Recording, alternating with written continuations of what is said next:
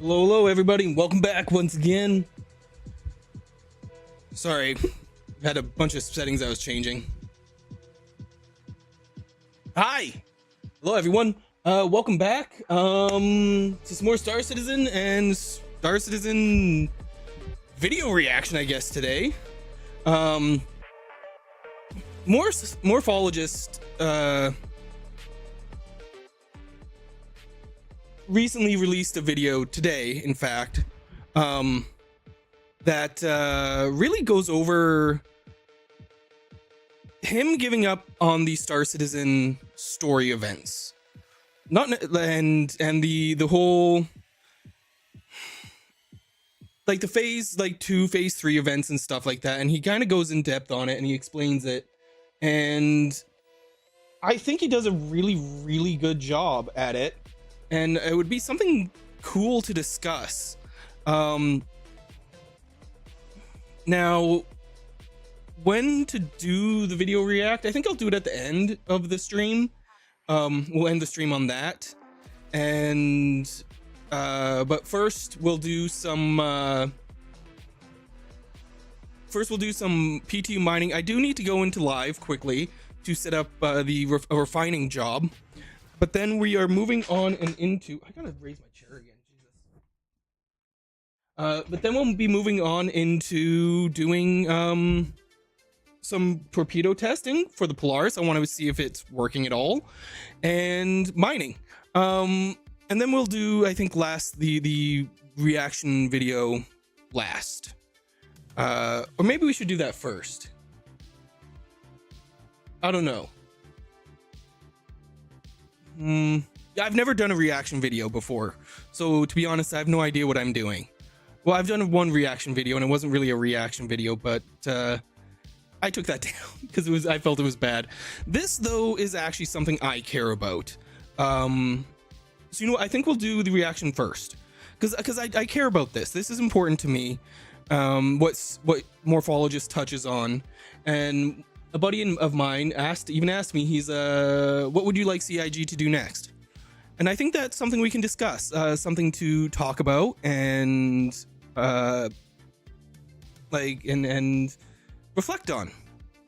I'm doing this. I've already watched the video once and mostly twice through, but I want to actually cover it and pause. And I would recommend if this is something you care about, you giving the video a watch first yourself. Actually, just a second. Give me a second.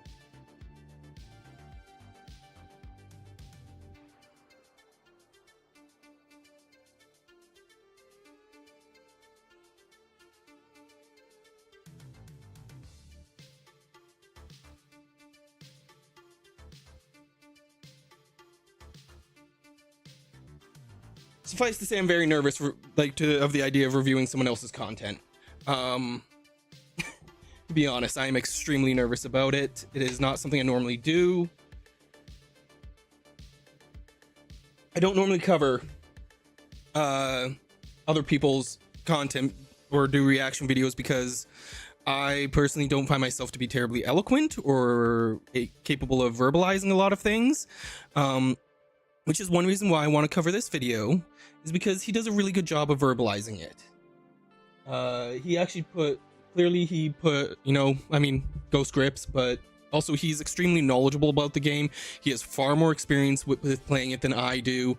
And I feel like his expertise and knowledge is something to really really be appreciative of that he's willing to put it out there like that. So I will pause the music. I will bring up the video, and I'll also link his the video into chat. Oops. I had it earlier, and then I lost it. Nope. Get rid of that. Control V. All right. And I'll also, and at the end, I'll also link his official page. So if you're not subscribed to him, I honestly really do recommend going to subscribe. He does, he's a architect, and he covers a lot of the ship interiors from an architectural perspective. Now, I have disagreed with him in the past on some ships, like the 890 Jump, for example. But overall, I think he does a really good job of discussing the visual and architectural designs that these spaceships have. I've always said I would kind of prefer if someone who understood boating design and ship design, like actual like ships, would be willing to do reviews of the Star Citizen vessels, because I think that'd be extremely interesting and incredibly insightful from someone who is actually involved in an industry that builds these kinds of pieces of equipment, albeit, not meant for water, not meant for space. But anyways, I want to make sure, let's full size this real quick. And I want to make sure. So I just got back from the US and from moving actually to a new house in Taiwan, which is why I've not had a whole lot of time for making content recently. And I've been playing Star Citizen for that matter. So I wanted to sit down this weekend.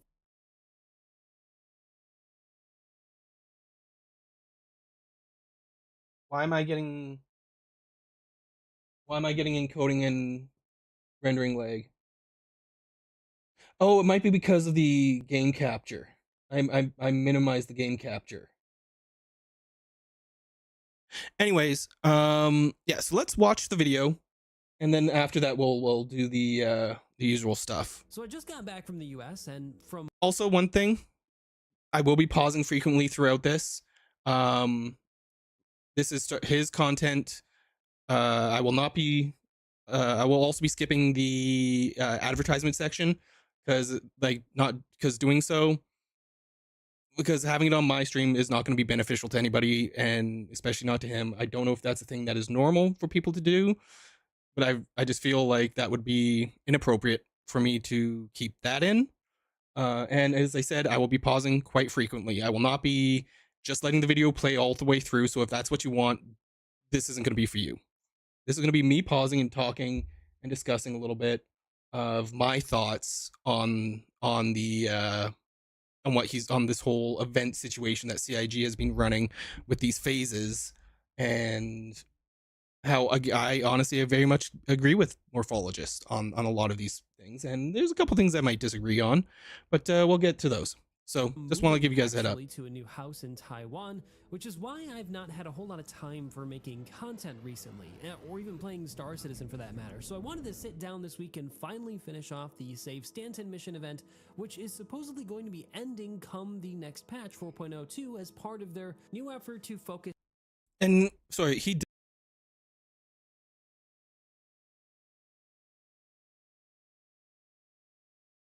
does discuss this later on. I hate that fact. I really dislike the fact that it's ending with the 4.0.2 release just because of how broken the game is. I don't think the Save Stanton stuff should be ending anytime soon. Focus mostly on content and stories this year over features to try to get the game fixed up before the end of the year, finally making it, a game that's not known for being mostly broken. And we've seen a lot from CIG leading up to the end of last year and in the beginning of this year, talking about how they're focusing on fixing a lot of stuff. But when it comes to the actual... Oh, yeah, I know this place that he was just at. God, it is broken. It is such a piece of junk. It is. Now, and given that I haven't had this experience yet. Well, I think it's pretty fair to give the whole event and experience a grade. and if you've not already guessed from the title of this video, it's not gone particularly well. Speaking of traveling, if that's something I only you're planning on doing experienced soon, then the sponsor of today's video, Salient, I only experienced that a couple times. need context before All right, there we going go. into the Sorry. experience in this year's I don't have these things set. saved. So the mission set that they're running right now is a continuation of last year's story, which started with Chapter 1 of Save Stanton. Basically, there are some baddies from the nearby Pyro system, a lawless system that is causing trouble in the Stanton system, and you're meant to basically help out the people in Stanton to prepare for defending against the incursion, which eventually happens in one of the phases. In total, we had 4, and they consisted of some cargo recovery. Okay, I remember, I think it was phase 3 was originally, oops.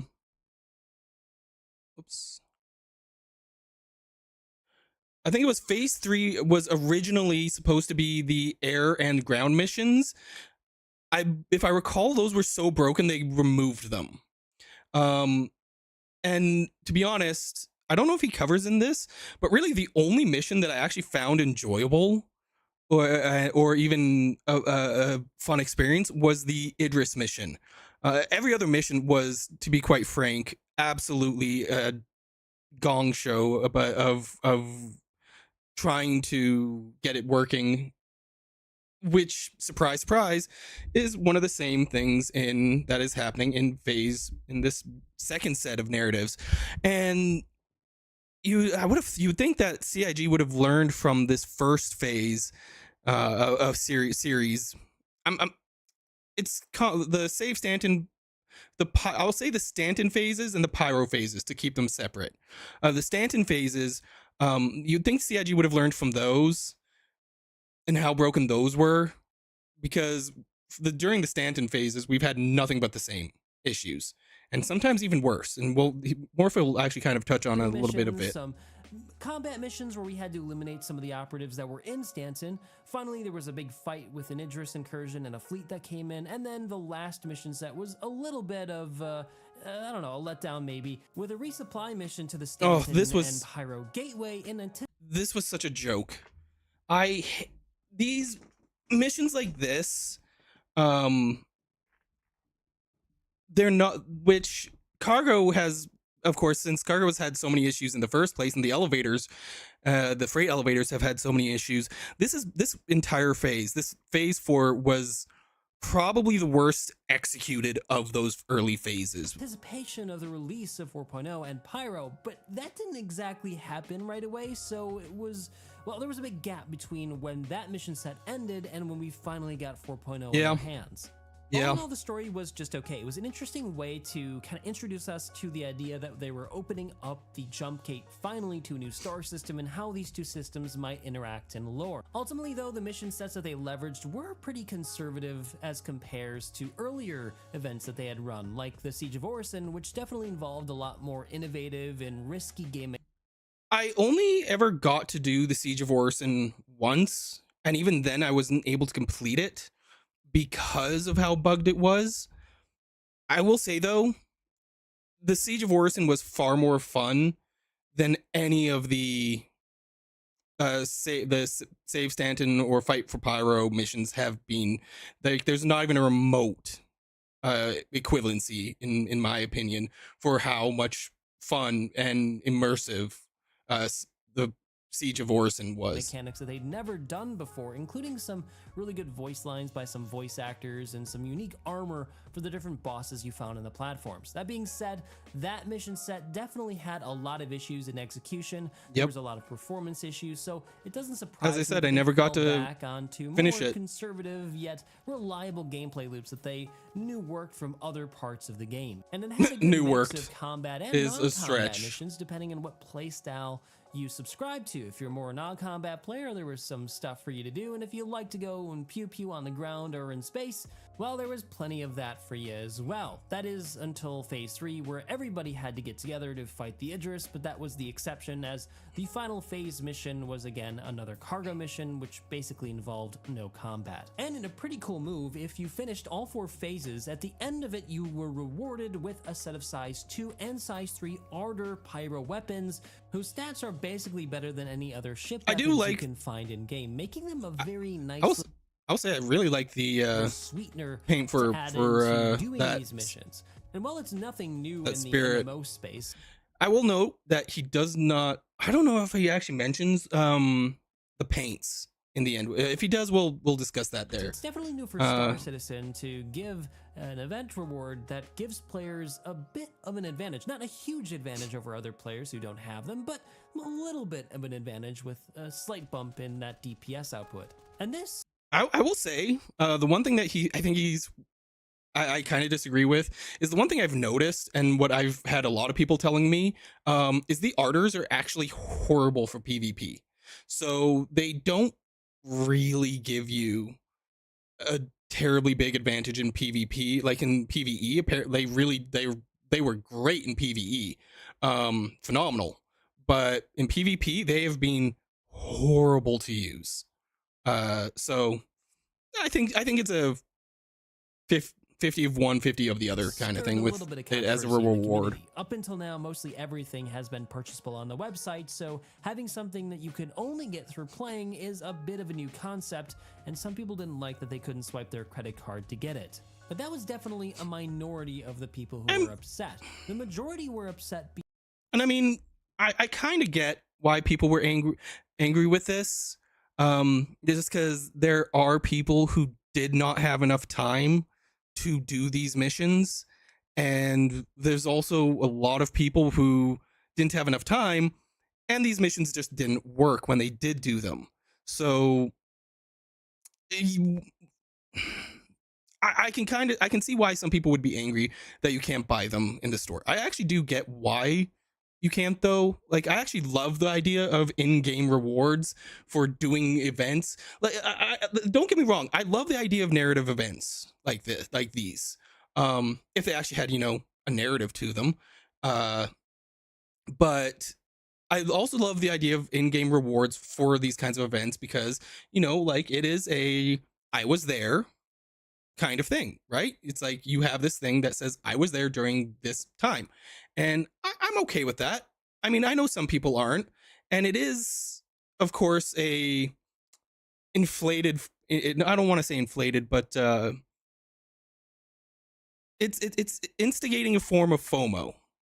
Like it's trying to play up on that. It's trying to get people to go and be a part of it, because otherwise you do miss out on it. So it is playing up on the FOMO there a bit, and Morph touches on this. FOMO only works if you can actually do the events that are in the game. Like, if you actually are able to take part in them. FOMO, it doesn't work if you do take part, but you can't even finish the game. That's where I think CIG goes wrong with part of these narrative storylines, is with the FOMO. Is the problem is it doesn't work. The game's broken, so people are missing out of it, even though they're actively playing the game and trying to do these missions. Because the game wasn't particularly stable then. Yeah, there we go. Missed the window to get it done in time to get the weapons. Basically. And it wasn't even that these people didn't have the time to play Star Citizen. It's just that Star Citizen can be such a frustrating I forgot he actually covered this immediately after I talked about it. Hours and just get nothing done because of bugs. And this has been my experience with context lies for with talking Phase 2. about Chapter 2 in Pyro for 2025. For Chapter 2 that takes place in Pyro, they went a bit more ambitious. Instead of you just choosing one side, now you've got to choose from 3 factions, and once you choose that faction and do a mission for them, you're locked in with said faction. You could choose to be with the pirates, the headhunters, who just hate everybody and want to fight everybody, and then a shady faction of mercenaries called the Frontier Fighters, who are supposedly fighting for the good of Pyro, and then the goody two-shoes citizens for prosperity, who just want to live peacefully in Pyro. And as you worked for either of these factions, you'd build reputation with them, which would eventually lead to something more. I completely forgot that you were building plans for reputation with them. in Star Citizen, though not a lot of it has been executed on, beyond giving you some missions and some light hostility mechanics in Pyro. But it's definitely not on the level of severely affecting your gameplay like they'd talked about years ago.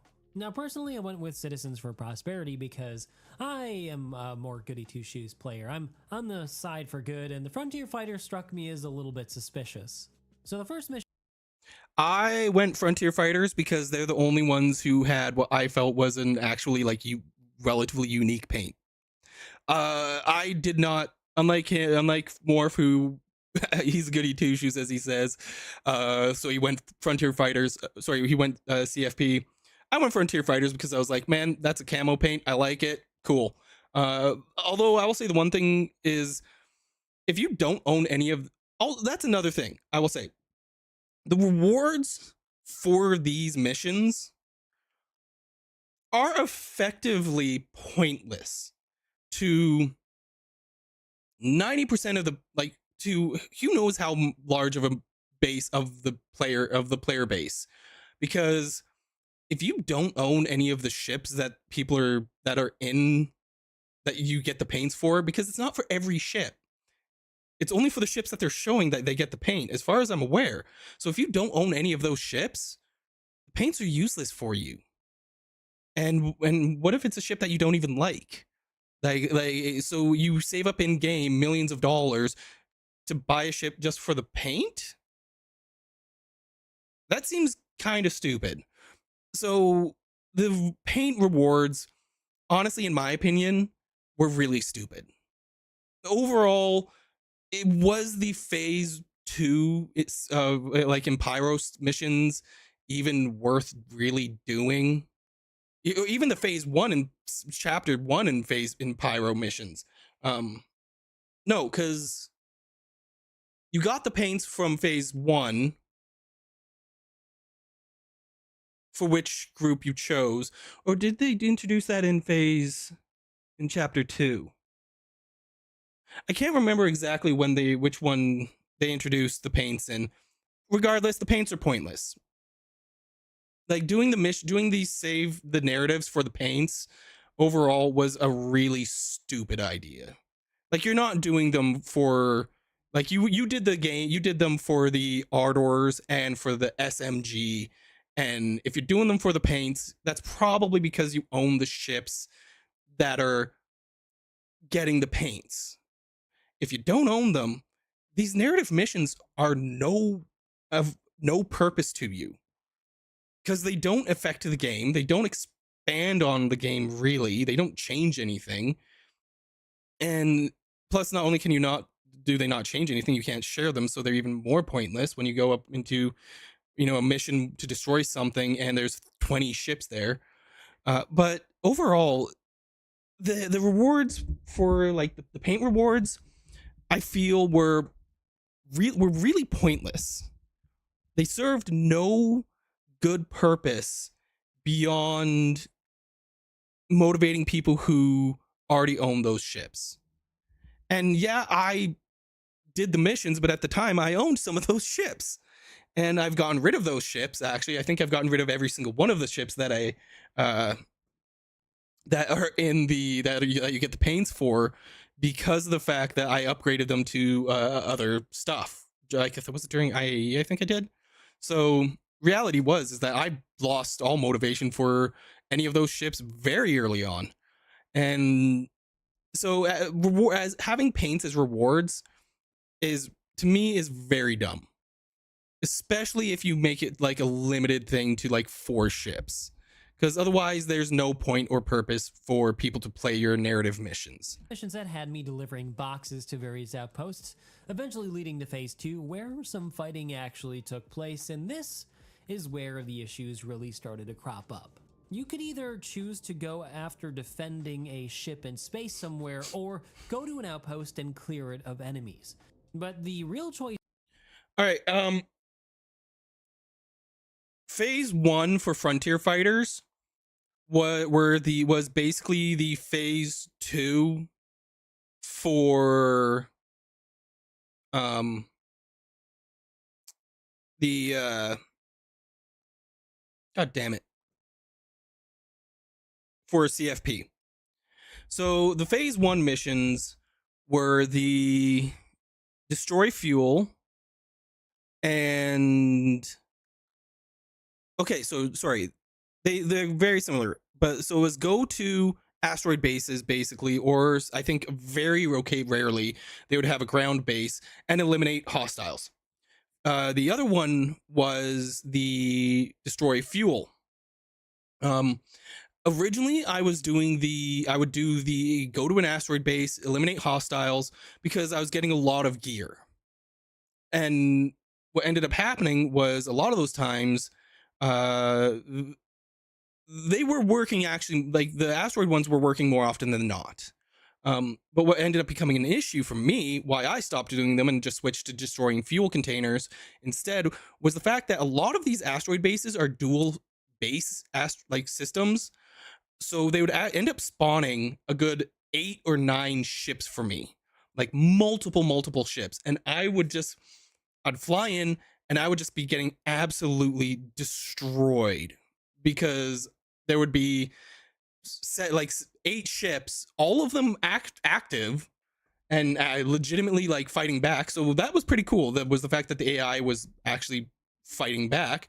But when there's 2 harbingers, I was getting eviscerated. And I'm not a good enough pilot. I feel like my go-to gunfighting ship is an F8, and I'm not a good enough pilot to be going around and taking on a fully crewed AI harbinger that is just wrecking the crap out of me. And even though I'm unloading all of my weapons into it, I can't bring one down. So I think that's on me being a bad pilot. But it's also, when there's 2 of those and like a buccaneer, and you have missiles being shot at you, you've got like gunfire all like on you. It's hard to do a 4-to-1 fight against working AI. So that was really a struggle for me. And I know for a fact there are pilots out there who are capable of doing that, and they're amazing, but I'm not that skilled yet. And so I would constantly have to run, and it ended up just becoming I was dying enough, or my ship was dying enough, where I just gave up on them. I just gave up on those asteroid missions and just switched over to taking my Polaris, going to a base, aiming my nose down, getting close enough to see the fuel pods, and just shooting them with the main guns. That's it. So it wasn't even an immersive experience. Like none of these have been immersive either. Like there was no like the Stanton missions with the Idris has probably been the most immersive I've ever gotten into this game. And I think it has to do with the fact that it was also alongside the release of the Polaris. And again, I think that's also been the only time so far in the game since November where any mission was worth bringing out a Polaris for. But that was the most immersive I've ever had in the game. It was so much fun to see someone be like, hey, I need a crew, or to go out and be like, hey, I need a crew. Or I just made friends with people there. I just made friends with people there. We just got a bunch of shackle players together, manned Polarises, and went out, fought an Idris. There'd be like 5 Idrises. It was so much fun. It was just such an amazing experience to play that and to coordinate with everybody, and it was just so unbelievably immersive. And I absolutely loved that chain, that one chain of the Save Stanton missions. But every single other one, not one has actually been immersive to me. every single other one has been a trial in just in I'm trying to remember, I'm trying to think of the word. It's just been a struggle to get through. It's been arduous, and trying to push through them has not been fun. And I think that's a huge thing. Choice you had here was just to go clear an outpost of enemies, because I never had a single one of those missions in space actually work. Every single time I'd get a mission waypoint, it'd lead me to a location I couldn't actually quantum jump to. But never mind, just like the last chapter, this chapter allows you. Okay, sorry. This is important, actually. So this, I think, is something that is across the board. So if this was happening to him for Citizens for Prosperity, this was happening to me for Frontier Fighters, where I was taking a mission to go destroy a ship in space, a data ship. And of course, the whole reason why is being like leaked, and well, not leaked, it's being revealed, is that Frontier Fighters are the bad guys. But I would have to go destroy a ship. Couldn't quantum to it. You'd have the marker. You could not get there. And the closest you could get to it would be like, I think it was, for me, was like 15. Like, I would try doing a triangulation, and I think the closest I got was 1.2 or 2. Like 1.2 or 2.1 megameters away from the mission marker. Excuse me. So that was an experience as well. That was just consistent for me. To complete one of the 2 missions multiple times to fulfill the quota of 6 or 3, depending on which phase you're playing. This one was 6, so I went for clearing 6 outposts. But guess what? Up until this point, after trying many hours and going through 20 missions, I've only completed 4. I was in a very same position. With the Frontier Fighters, you had to go destroy servers. And again, of course, you're choosing the destroy servers mission because the other one just would not work. And I would go to, and it would constantly, once again, send you to an asteroid base. Constantly. It was such a pain in the ass. The asteroid bases are just not enjoyable experiences if you're trying to get close. So what I was doing was I would grab a hover bike, and I'd park about 20-25 kilometers out and hover bike in. And then it would be a crapshoot of whether or not the mission would update to show the servers you had to destroy. And I think what, like, I did, and I even did some missions off stream, and I had a good like 8 of them that I went to try and do, and not one of them spawned the servers to destroy. They just wouldn't update. So it only 4, because in pretty much every case, the NPCs aren't spawning. I fall through the ground. I can't leave the space station. Just countless frustrating issues with this patch. And nearly the worst part of it is just how much time these missions waste. You wouldn't find out that the NPCs were missing pretty much until halfway through, after you'd already spent 15-20 minutes getting there, after you've spent 15-20 minutes looking for those NPCs, then you discover, they're probably dead or fallen through the ground, or they never spawn, because you can't find the last percentage. And at that point, you just got to cut your losses, abandon the mission, and try to find the next one, and hope you didn't lose too much reputation with the faction you're trying to do missions with. And I say nearly the worst part because the actual worst part is that they're ending this chapter with 402 when it comes out, presumably in the next week or so, and introduces a whole new series of event missions for a separate narrative. He's mentioned a couple things. One of them, the first one was, and I think personally, even the worst thing was, is just how frustrating these were. Like every single one, every single phase was nothing but a test in frustration. And what he said was also a thing that occurred to me with phase 1 with Idris, as many people would experience, is that the Idris just wouldn't spawn. NPCs that you had to eliminate in the asteroid bases would not spawn.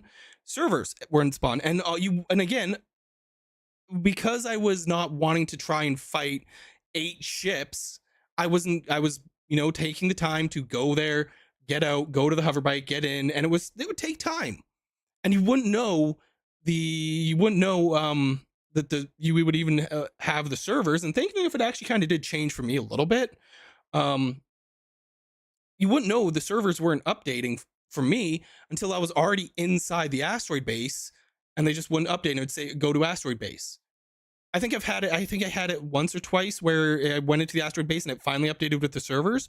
But then it actually changed partway through where I was going to the asteroid base, and when I would get close to it, if I didn't see the markers, and I mean, I'm talking like within a kilometer of the asteroid base, like I had to be right on it, then the markers for the servers would appear. And so when that happened, thankfully enough, I was able to turn around, fly back, get into my ship, and leave. And that was the only time saving, was the fact that I didn't have to actually go into the asteroid base to find out it's not working. That one was like the only good thing about it. But again, you'd have to do that like 5 or 6 times for one time that would work. And it was just a thing in frustration. He actually mentioned lose too much reputation. They 15-20 minutes getting there. After you've spent 15-20 minutes looking for those NPCs, then you discover, they're probably dead or this actually ground, or they never spawn because you can't find the. And this actually happened in one mission to me in the first phase for Frontier Fighters, where I went to a ground base, and it was constantly at 21%, and I couldn't find the NPCs. But then it would go up as more NPCs spawned. So I would kill those NPCs, try and find the other NPCs, but it was just constantly going back and forth. Like it would just, I could never get it down. And eventually I died because of a glitch that a ladder killed me. And I just gave up on those missions entirely. The last percentage to like doing them on the ground. Cut your losses, abandon the mission, and try to find the next one, and hope you didn't lose too much. I will admit, I didn't know that you would lose reputation. And I say nearly the worst. I had no idea that reputation was something that you were losing. Ending this chapter with 402 when it comes out, presumably in the next week or so, and introduces a whole new series of event missions for a separate narrative, cutting anyone out who's not finished the mission set from getting these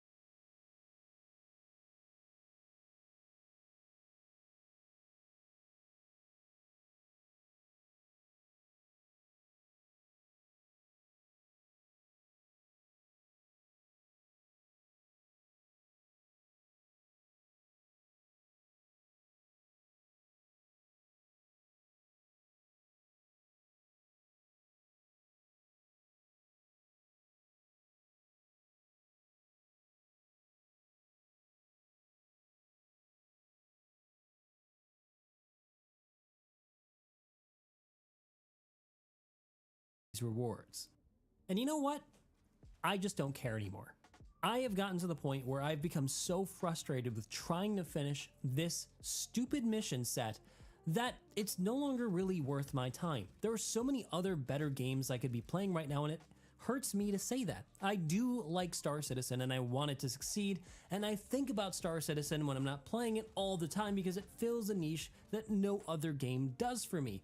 But when a game wastes tens of hours of your time only to cut you out near the end from getting the reward you've been working towards, it's just such an incredibly deflating experience that it makes me want to put it down for like months before I pick it up again. And I'm sure I'm not the only person who's feeling this. Looking at my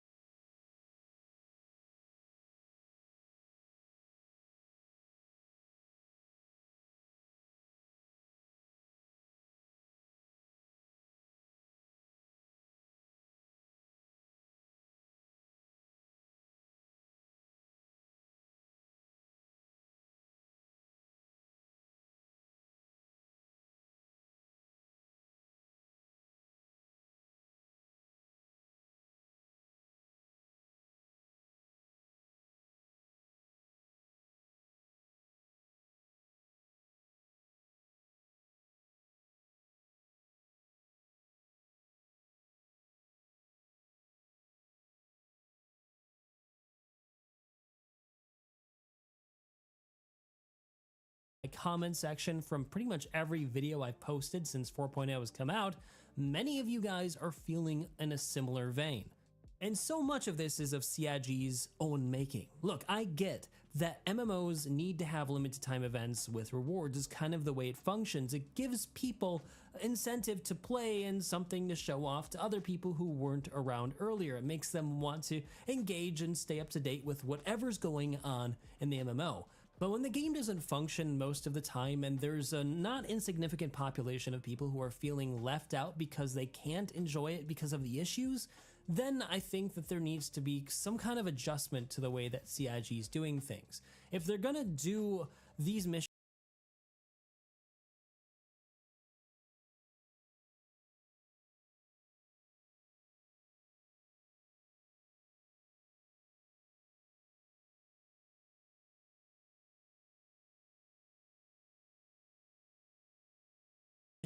in a broken version of the game, then they need to rethink the window. They need to open this up across multiple patches and not just limit it to a single patch.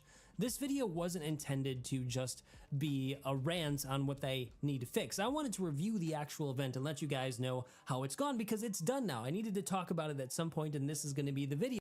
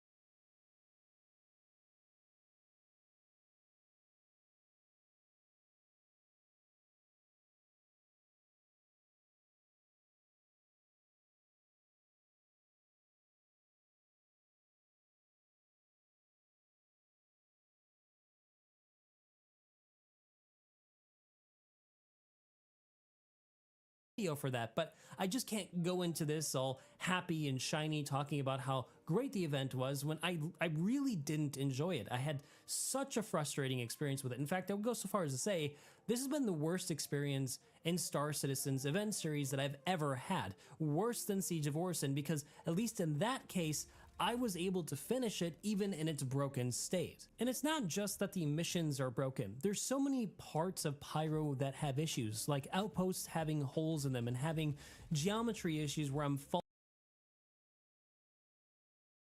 Siege of Orison because in Star Citizen's events with it. In fact, I would go so far as to say this has been the worst experience in Star Citizen's event series that I've ever had. Worse than Siege of Orison, because at least in that case, I was able to finish it even in its broken state.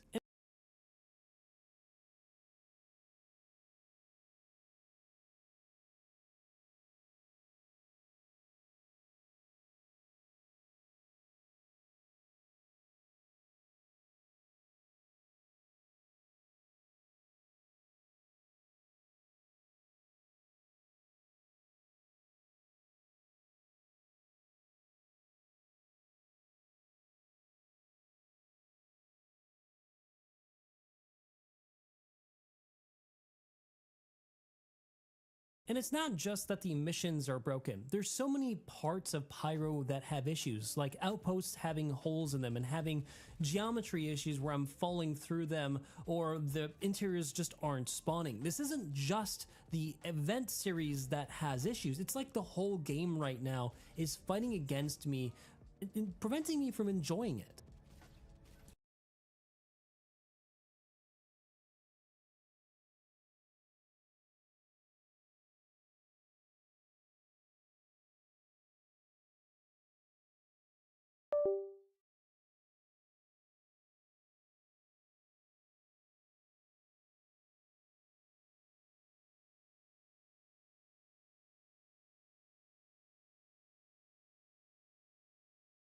Low, low?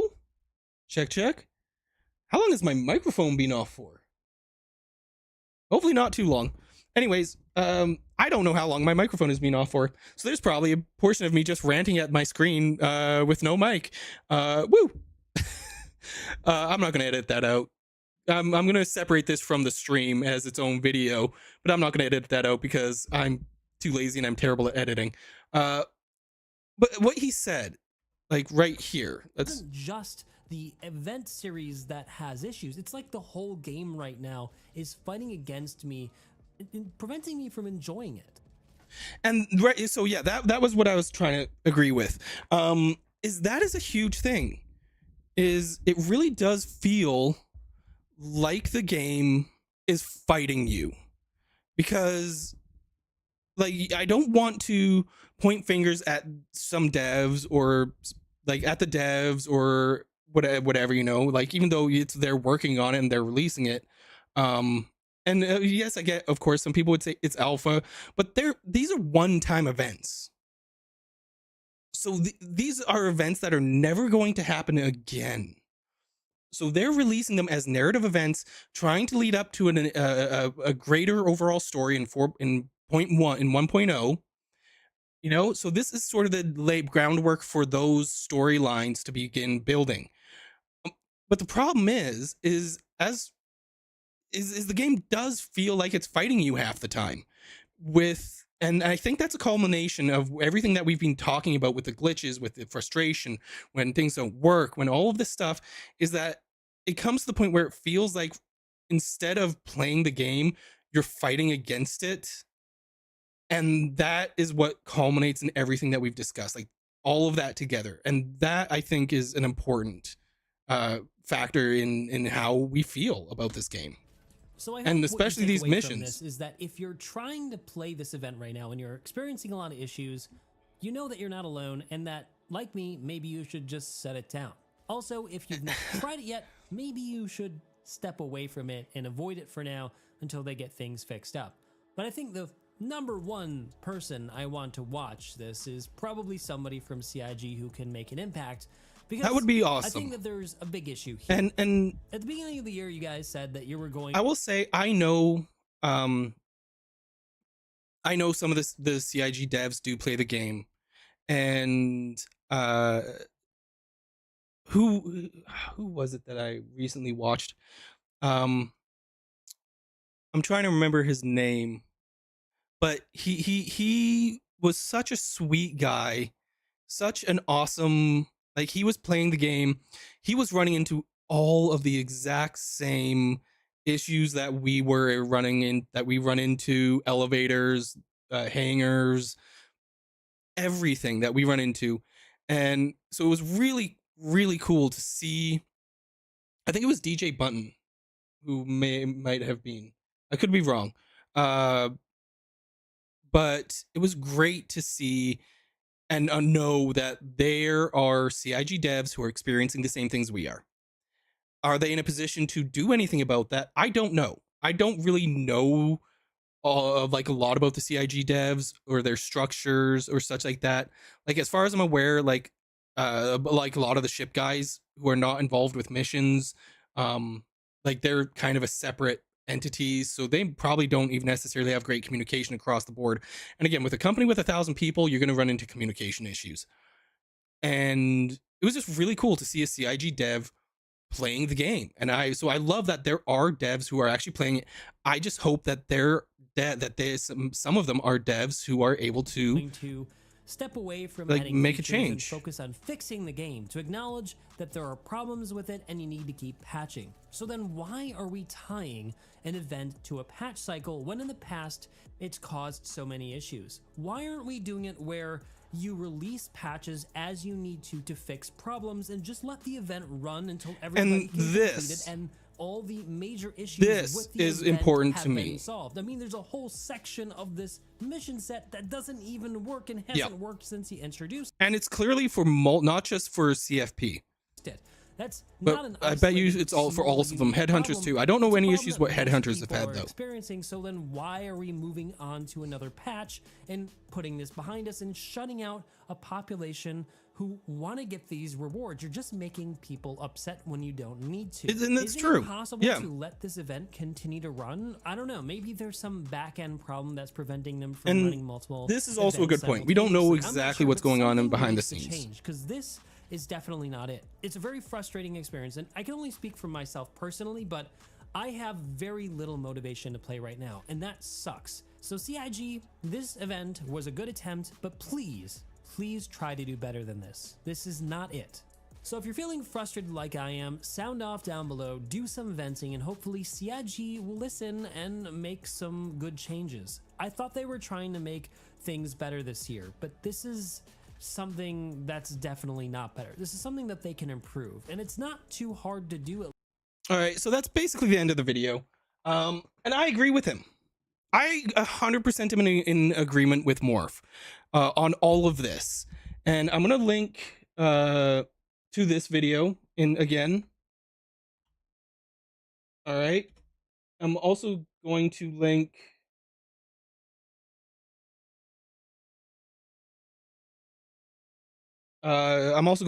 to his page. So I recommend go subscribe to him.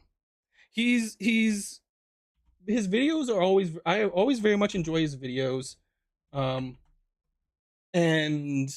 they're a lot of fun. So go subscribe to Morph. Check him out. He's like him, Salty Mike, him, Salty Mike, Captain Burks, Expat Brat. They're all like PC 101. They're my favorite like Star Citizen streamers. I watch them all the time. Go check him out. Give him a subscribe. Because he just put a lot of work in. But in the end, what he mentioned there is of stepping away. And that's what I've been doing with Star Citizen recently, is I've been playing and streaming a lot more other games. And that is because I've been getting nothing but frustrated with Star Citizen. Like, it has been nothing but a struggle in continuing to enjoy the game in its current state, and knowing that the fight for pyro missions are coming to an end with this 0.2, very likely as early as Friday. That's why I've been mining recently, as I've no motivation or desire or care to continue doing any of the safe stand-in stuff, because A, it's apparently coming to an end, and B, it's just a struggle in futility. It's not fun. It's not an enjoyable experience at all. And as I mentioned before, and I'm going to end the react here, but my final thought is, if someone was to ask me, should I play this and are the rewards worth it? I'd say no. I'd say no, don't play it. The rewards aren't worth it. They're trying to play off of the FOMO of this one-time event that will never happen again. And of course, you know how many times CIG has done one-time things that have never happened again. But and they did it again. But so I would say don't play this. Don't play the save stand-in stuff right now, because in the state it's in, it is not an enjoyable experience. It's not fun. Play other games, or find a game loop in Star Citizen that you enjoy, and wait until the game is more stable before you start playing these narrative missions. Because as Morph mentioned, if they're going to just end with the next patch, then there's no point, because it's just going to be broken until the patch releases. And once the patch releases, if it's over, it's over. You know, so it's like there's no point in actually doing them. So yeah, we'll end that there.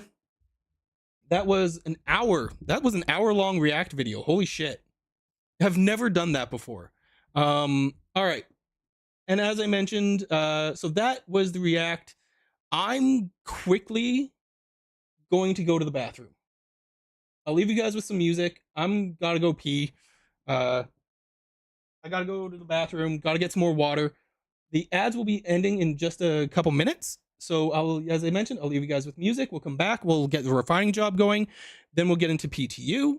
And from there, we will try out the torpedoes on the Polaris, as well as trying to see if we can do some ice mining. All right. So I'll see you guys shortly. Bye-bye.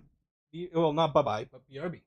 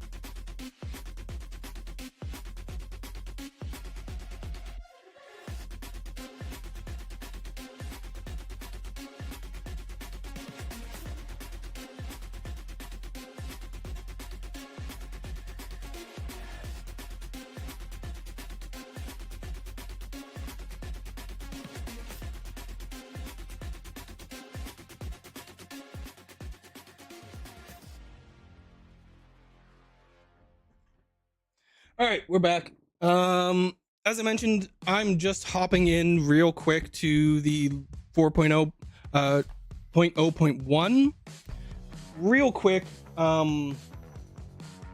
just in order to see if I can get a refinery job started. I wasn't able to yesterday. I want to get that going today, and then we're gonna hop over to the PTU right after. And as I mentioned, one of the things I do want to try is launching torpedoes from the Polaris. So we'll grab a mission of some sort. We'll go to wherever, and hopefully we'll be able to see if they get working. If they aren't working, I will be submitting a issue council report on that. and because I submitted one before. That one was archived, as I mentioned. I think I found the right one. So we'll see. We'll see if it works or if it doesn't. If it does work, awesome. But if it doesn't, then issue council. And as I said, we'll probably try doing some mining for ice and tin. We'll see if we can find ice and tin, how rare they are, and we'll be in pyro for this, because I believe they're only currently in pyro. So, and I'm willing to guess probably in asteroid belts. So we'll spawn it. We'll spawn at Ruin Station, and from there, we will then go and let's see if I can get a little bit closer. Okay, this is about as close as I can get. And then from there, we'll go and through the asteroid belt and see if we can't find ice and.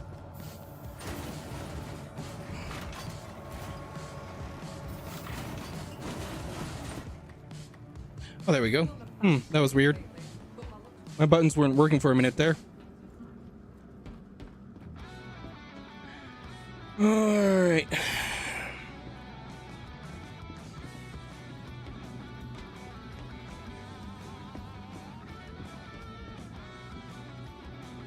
Let us go to the refinery. Oh, there's the wonders of a T-pose.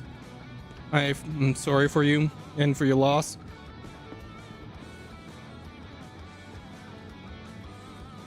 Well, they could be invincible players. All right, let's at least hope the elevators are working at all. Jesus. I didn't know if there was a... Okay.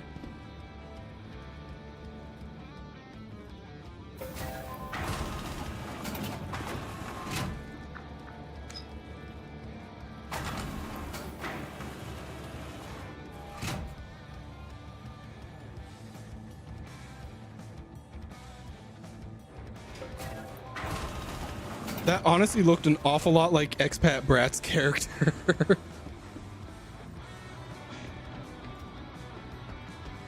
Okay. Let's see if I can get that refinery job going today. Hopefully this new server works.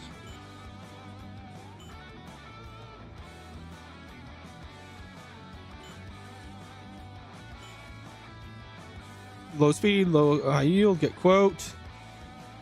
Confirm. All right.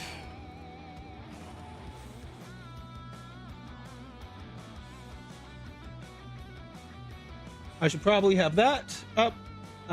Which server are we on? We are on 290.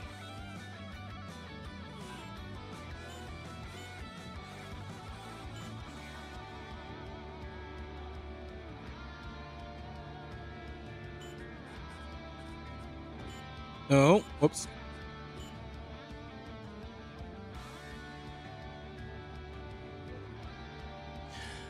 Okay, still not working. Oh, that was okay. That's something else I need to do as an issue council report. Was the fact that I had a refining job that duplicated itself. So that is something I need to report. Okay, so remember 290.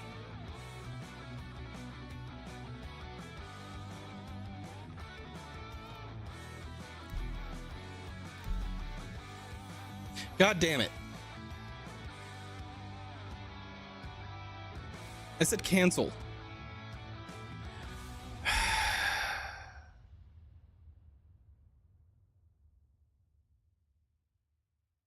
Yay.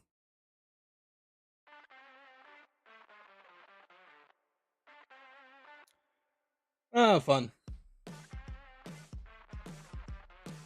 All right, so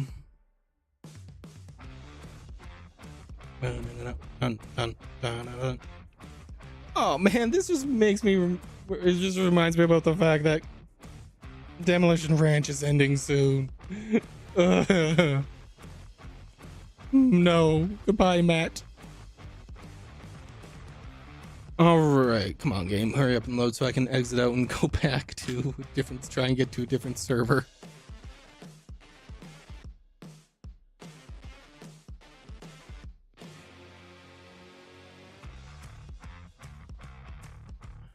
Oh boy.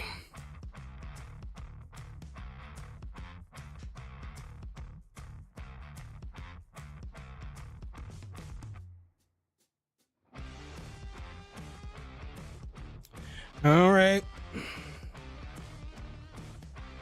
Baby with a gun. Come on, please give me a different server.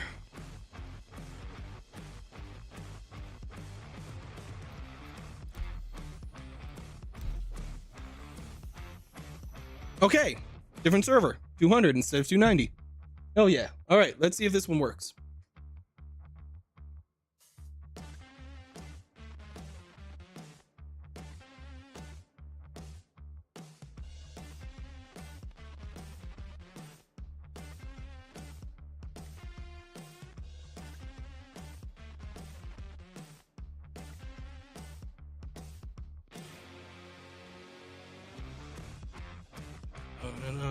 Done.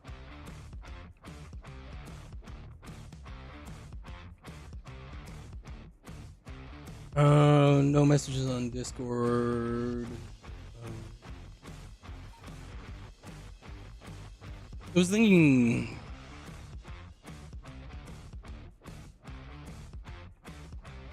All right, let's see. Let's see if this server works.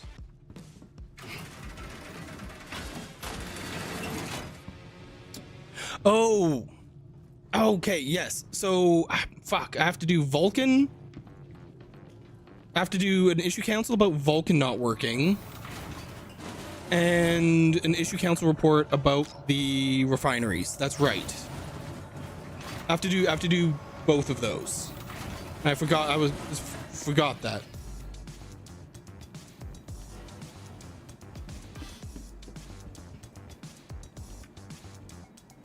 Okay.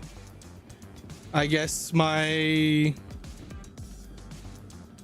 head tracking just kind of decided to turn off.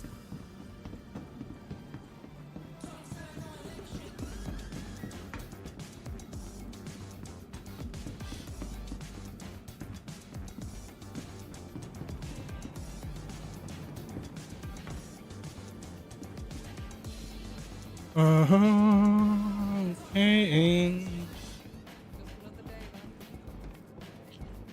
Please let this refinery work.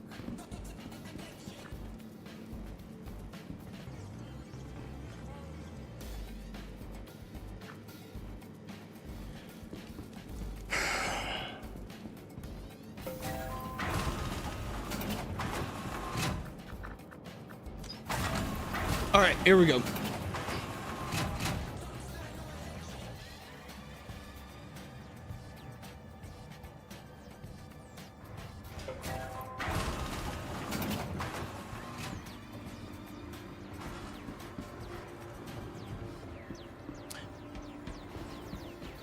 Is that a player? I kind of wonder if that's a player. Probably not, though. All right, begin.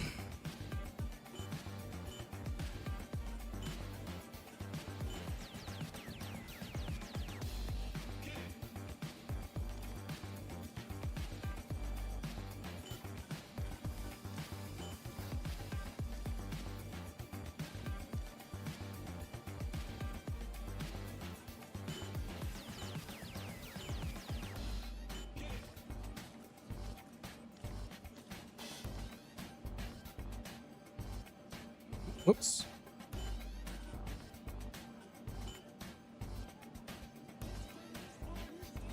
Big quote. Cancel. Set up work order. Quote is there. Confirm.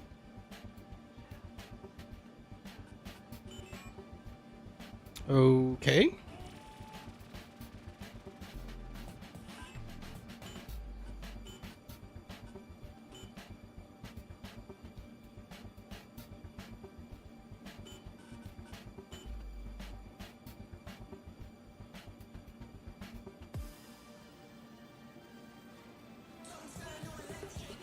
Let's try.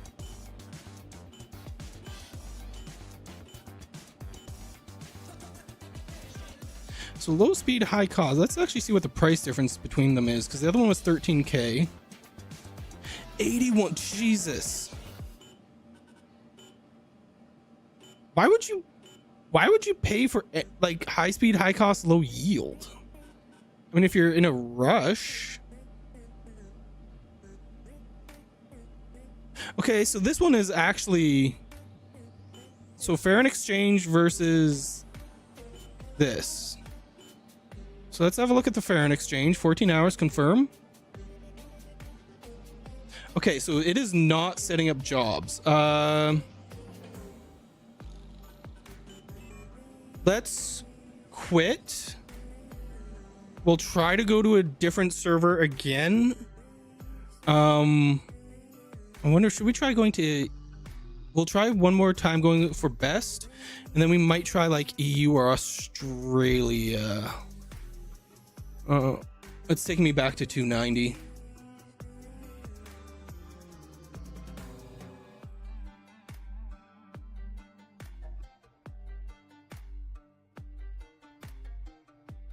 Which is not great. Ow. Ow.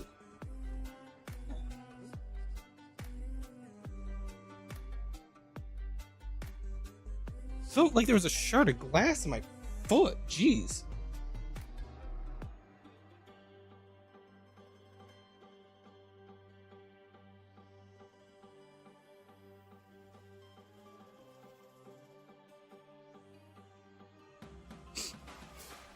All right.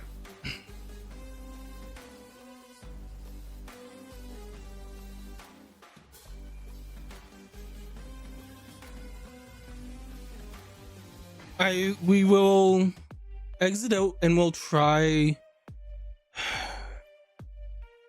an Australia server. I think Australia servers have been quite often pretty damn good. They shouldn't be too terribly busy right at the moment, so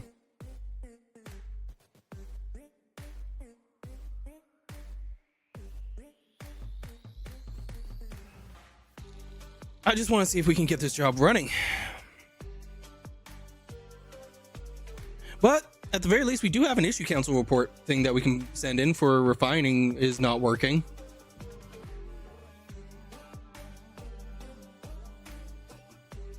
Like it's not creating jobs.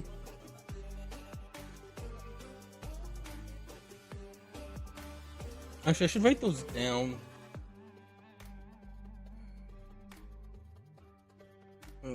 For that, exit to menu.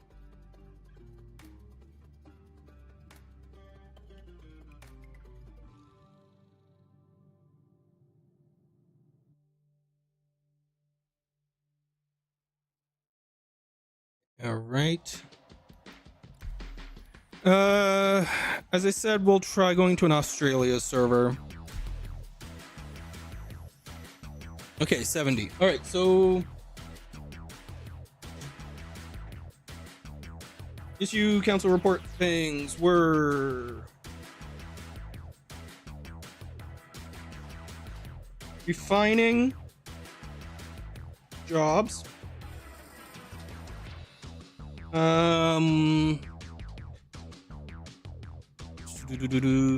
Yeah, refining jobs not working. My head is already blanking on what the other ones were. Crap. I'll have to rewatch through this.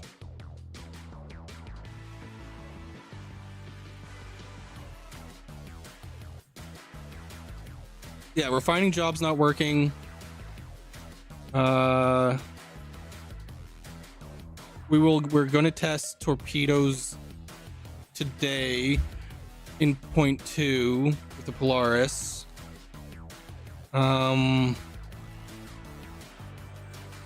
And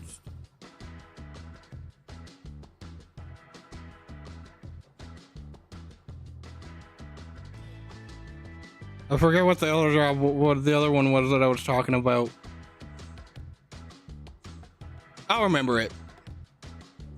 But the refining jobs one not working is a really good one to try to make sure to bring up to them.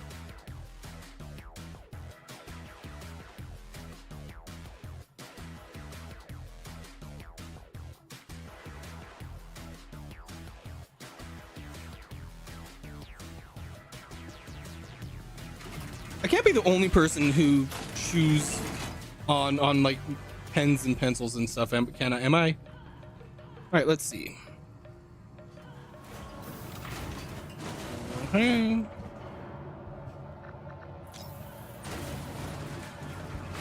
I can take you there.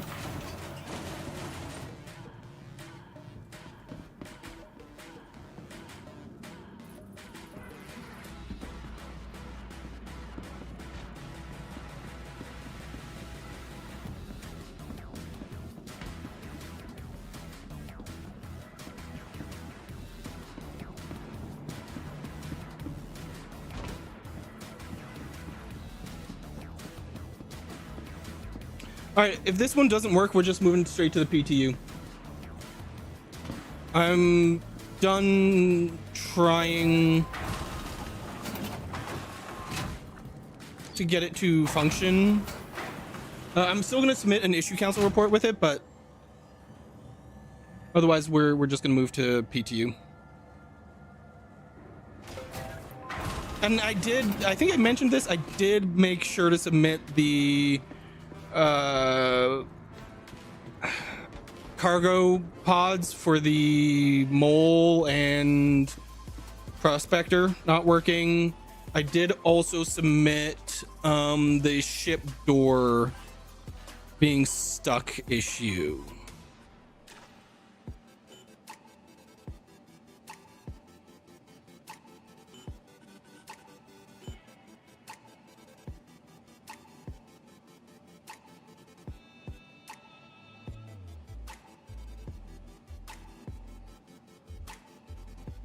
Okay, just give it a second, maybe see if it's all right, and then we'll try this one.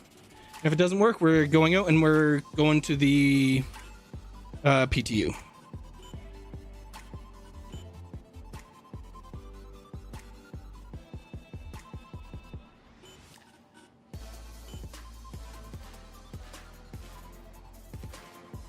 Okay, I think I've got everything properly selected.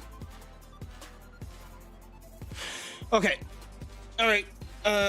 So refinement job's not working. We can submit. All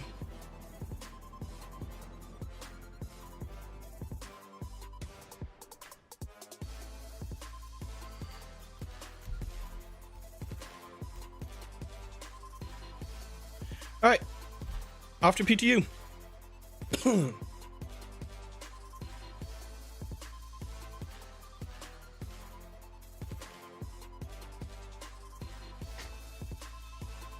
All right, game, please work and don't do frames, rendering and encoding lag. Please don't fuck me over OBS. Actually, please don't fuck me Direct 3D.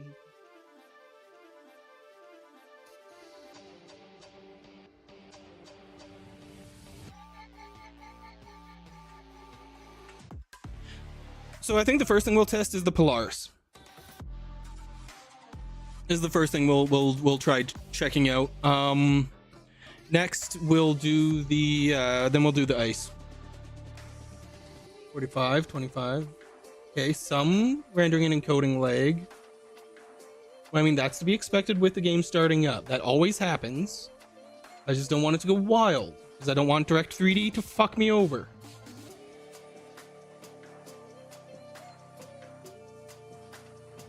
And something I've been doing recently is I've been resetting my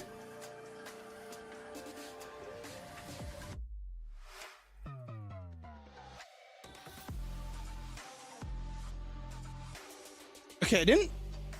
Oh, I wonder if I'll have the.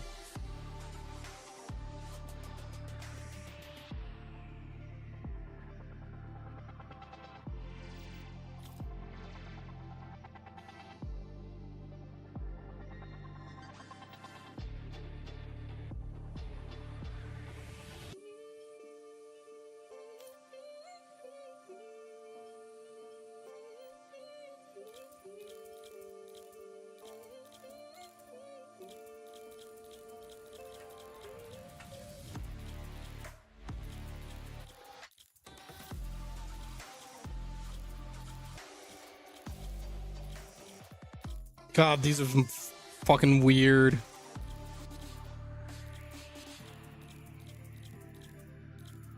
None of these like look good.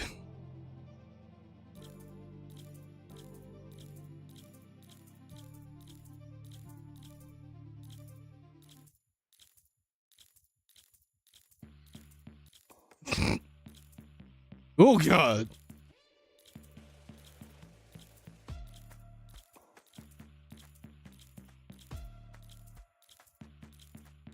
This is so fucking weird. I've never just done random. Screw it. This will be our character for the moment. Sure. All right, we want Pyro. We want Rune Station because that's got the asteroid belt right near it. We'll go best. Play game. Confirm. All right. Oh, who cares? Terrorist attack linked to Frontier Fighters. Nobody gives a shit.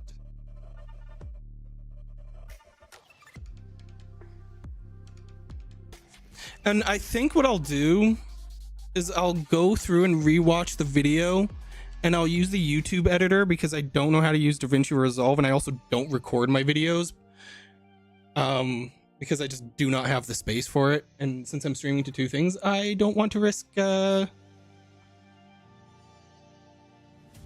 do not want to risk my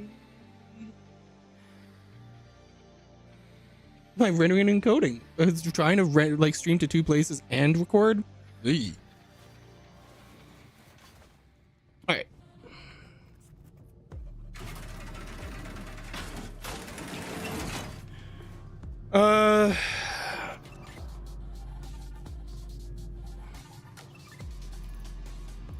Okay, we've got a suit on, good enough.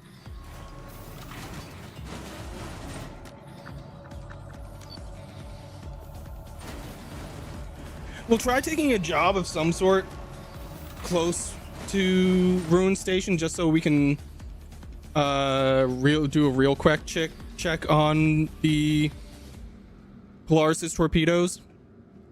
But otherwise, we'll just do that like super fast.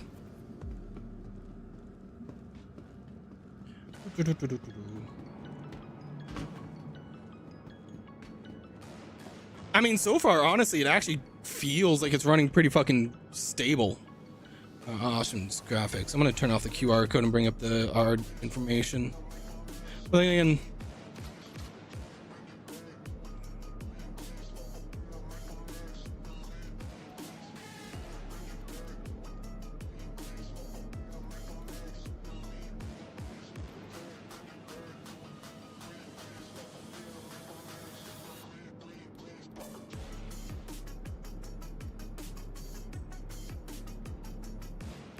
how dare you?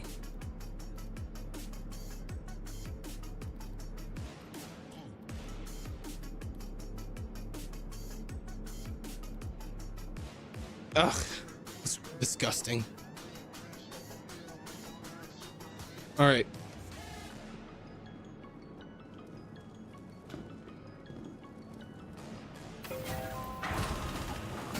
Oh, wait, actually it should just be automatically my large hangar, shouldn't it? Yes, it is.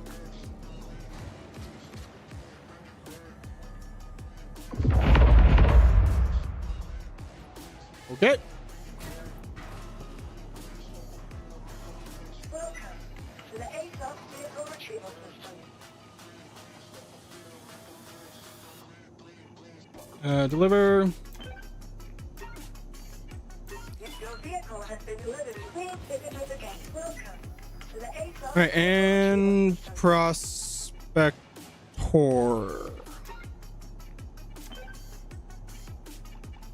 Please visit us again. Actually, I wonder. I used to think was I insane?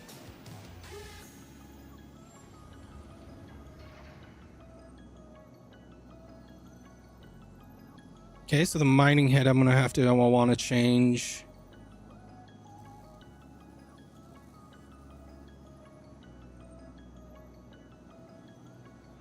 Once again, they should give you the ability to switch out pods in that screen. It doesn't make sense to me why you wouldn't be able to.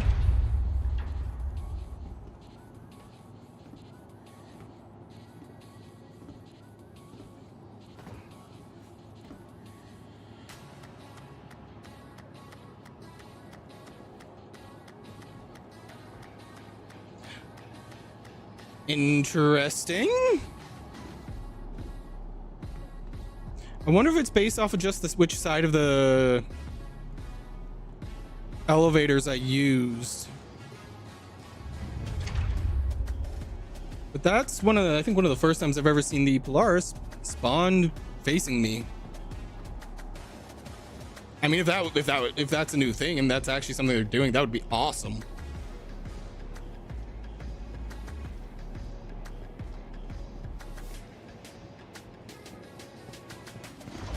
All right.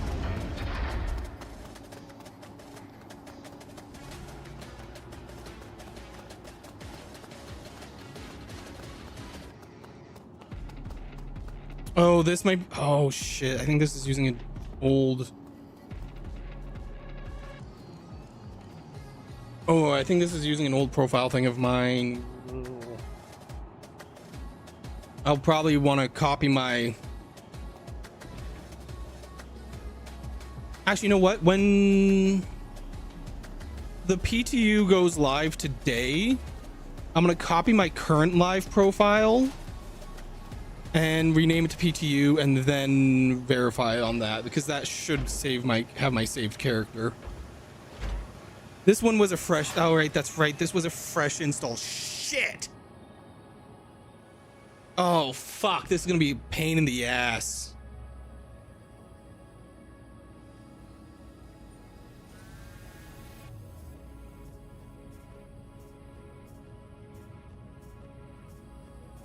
I might just try flying with only.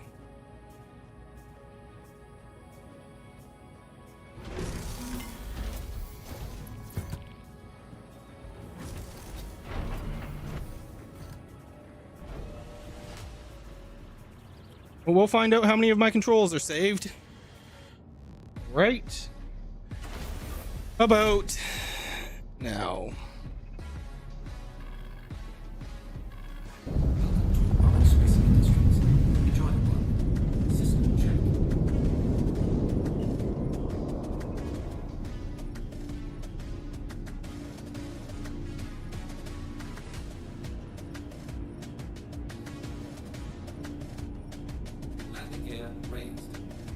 Oh, okay. I guess more of my controls saved than I actually expected. Okay, again, this, I guess, it clearly isn't functioning.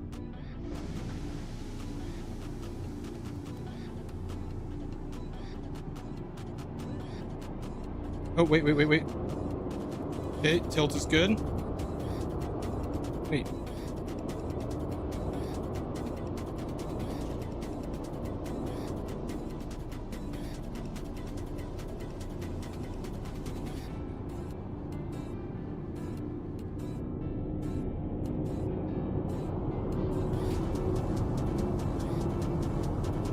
All right. Thank you for visiting. Safe travels.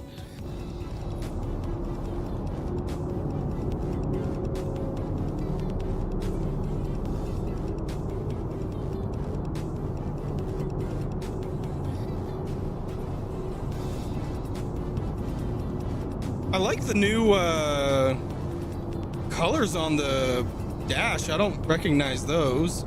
Okay, as I mentioned, we're gonna take a quick mission. Contracts.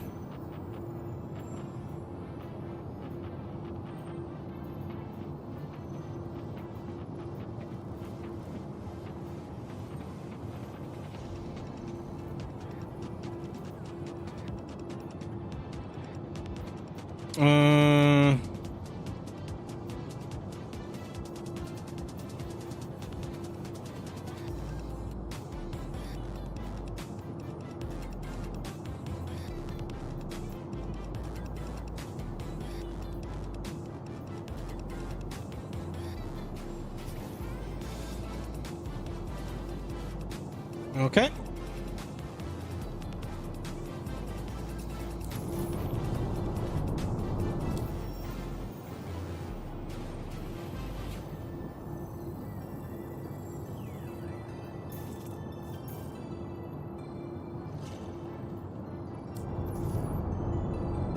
Shields off.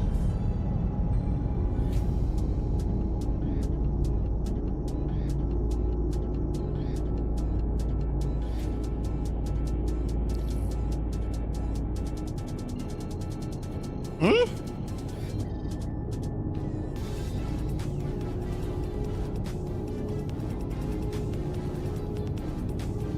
Wait.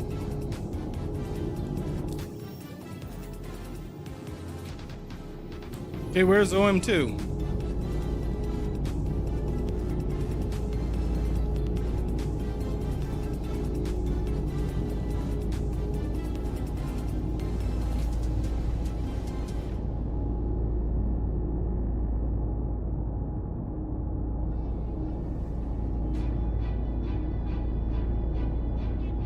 Okay, you know what?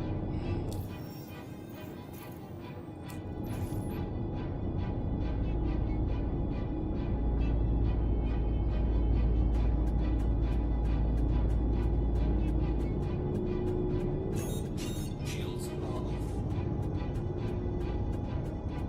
Just trying to find anything that I can quantum to.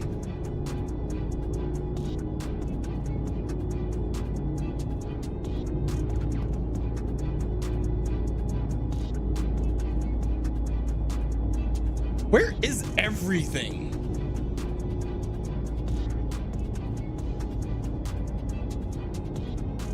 I see 0 quantum points.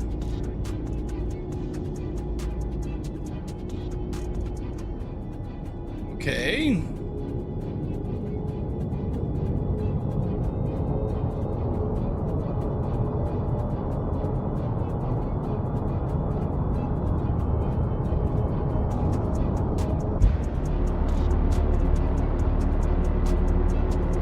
Ooh, I like that hum.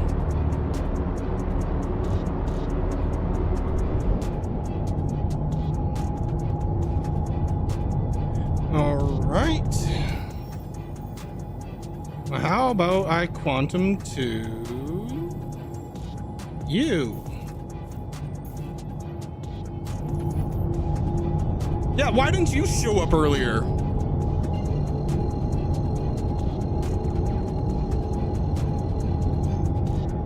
Quantum drive is now on. Quantum drive is now off.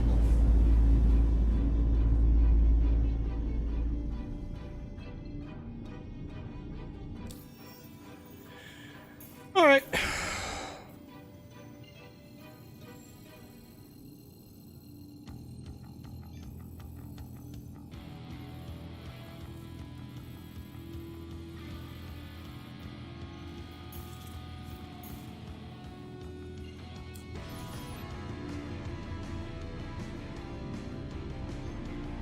Quantum drive is now on. Okay, so we'll go in, turn on shields, turn on full weapons. I don't think I have to power on torpedoes at all. But we'll turn basically everything off that we need to in order to turn on as much to like weapons as we can, just to really test to make sure. Again, I think 90% of that is pointless to do, but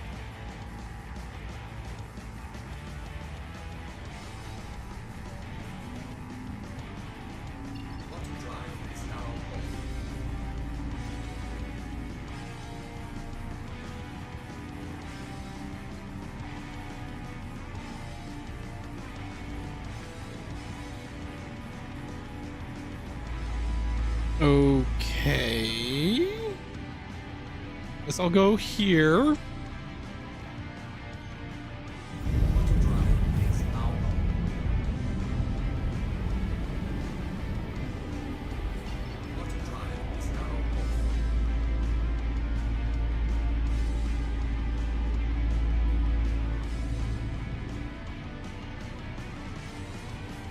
Why couldn't I quantum to that in the first place?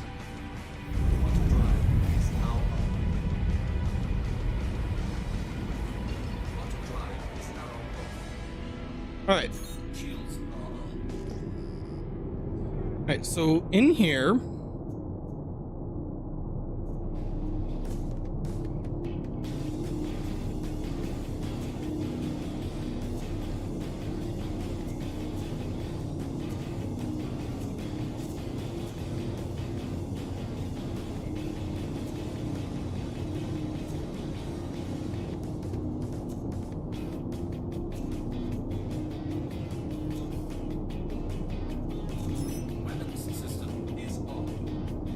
Oh, it wasn't even on. All right.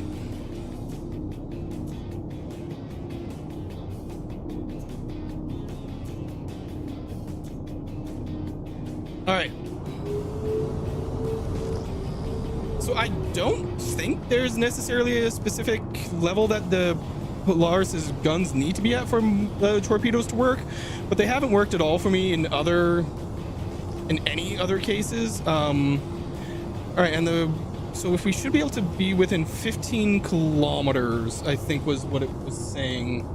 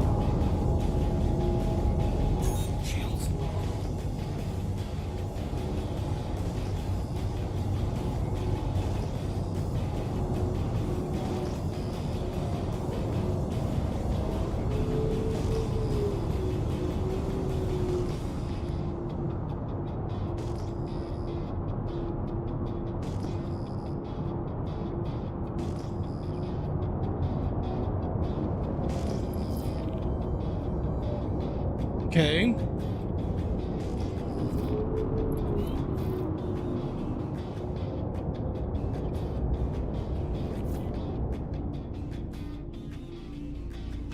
Where's the target?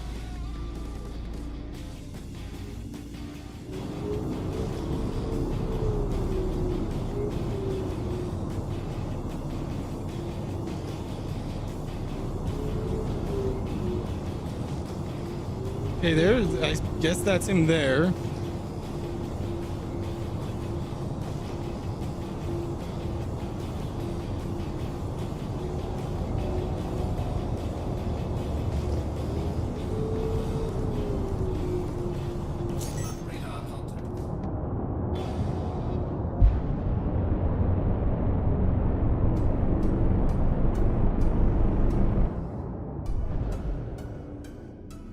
All right.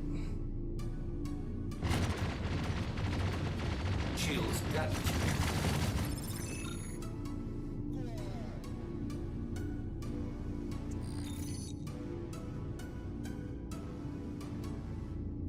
Okay, that didn't quite go how I predicted.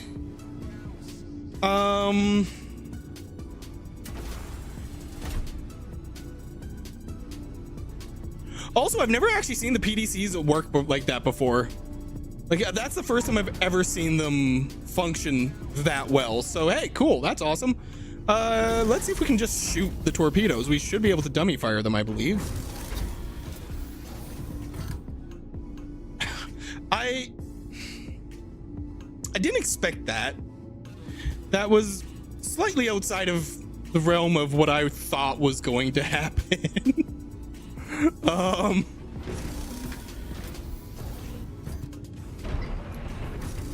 I guess it went into nav mode. All right, let's see if I can.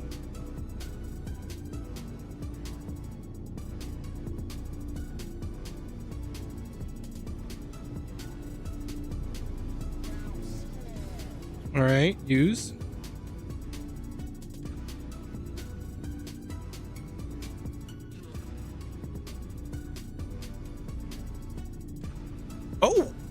Oh, you know what?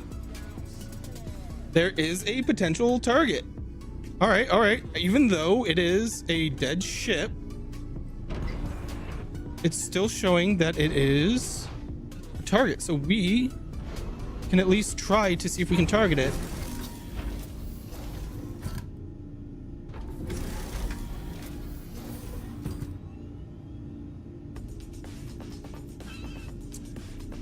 Slowest elevator ever.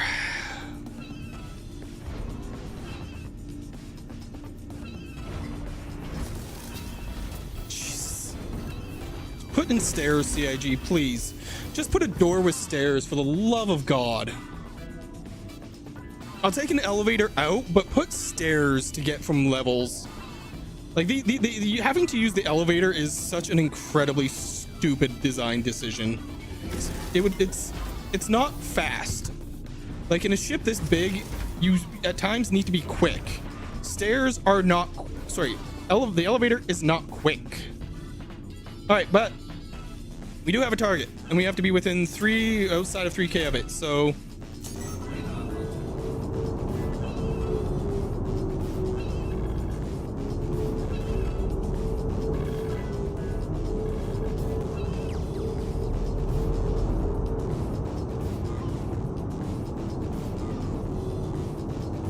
okay, why are my shields down?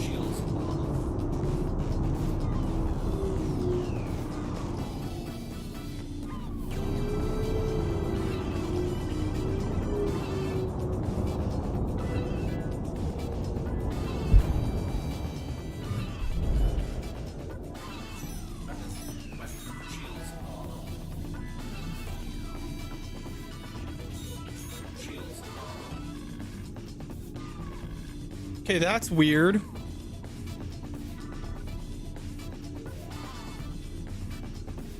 So why are my shields coming on? System off. Welcome to Robert Space Industries. Enjoy the ride. System check. Shields off. Shields off. Okay. Why are my shields down though? Weapons system. Shields off. Shields off.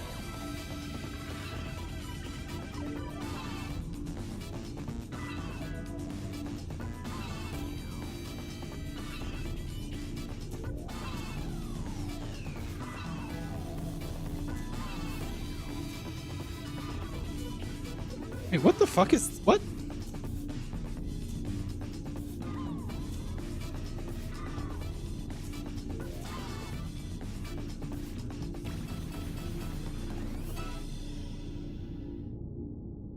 So that's a tractor beam.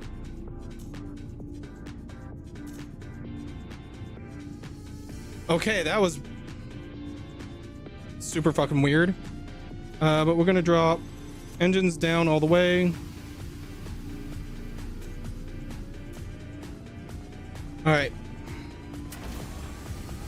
Let's go try and see if these torpedoes will function. If not, then we're just going to mining.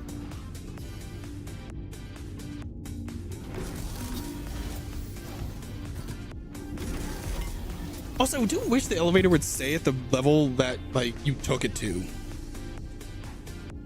It's annoying that it goes back up. If that is the one thing I hope CIG does not add to the Perseus, it's elevators. That also is kind of one of the reasons why I'm like very much into the paladin and I'm like, you know, I mean, I might be interested in that.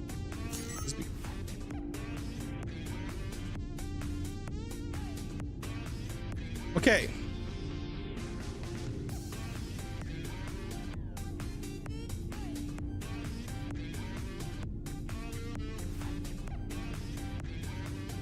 All right, fire.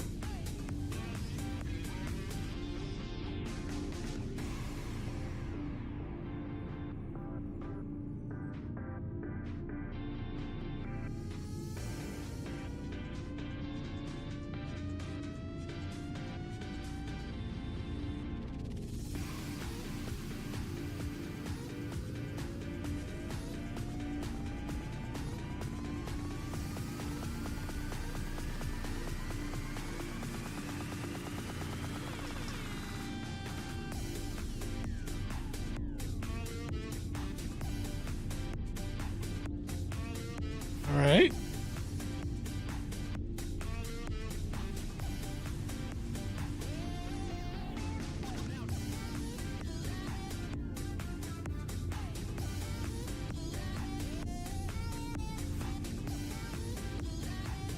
Fire.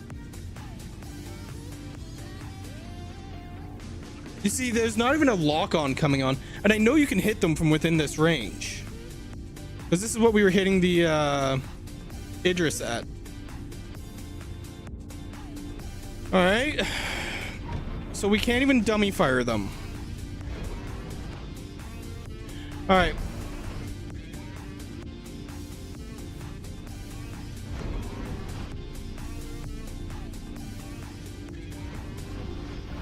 No.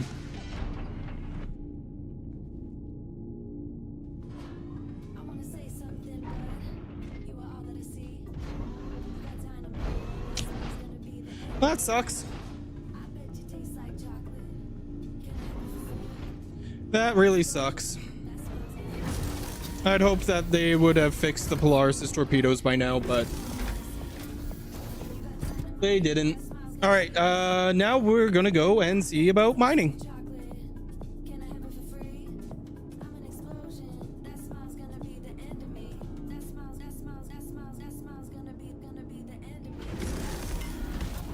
All right.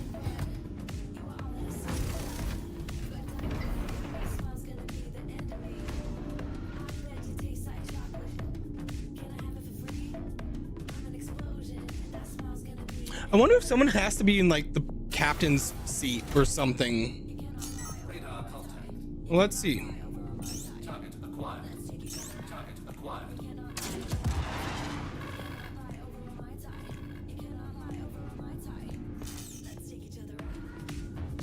Okay. So it works.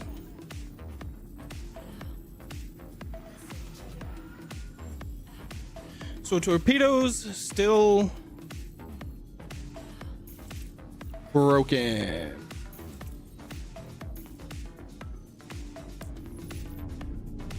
Shields are off.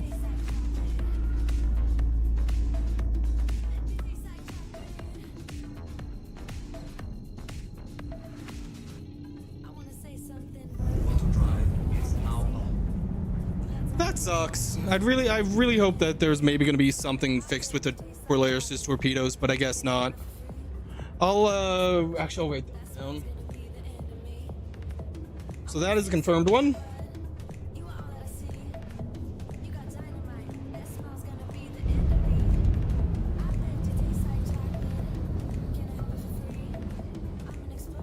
All right, the next test we're going to try and do is we're going mining. We're going to see what it takes to get tin and water, ice primarily. Oh, that was, see, I think that was new. That rainbow effect, that was pretty cool.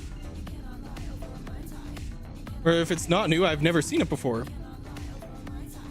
Water drive is now on. Water drive is now on.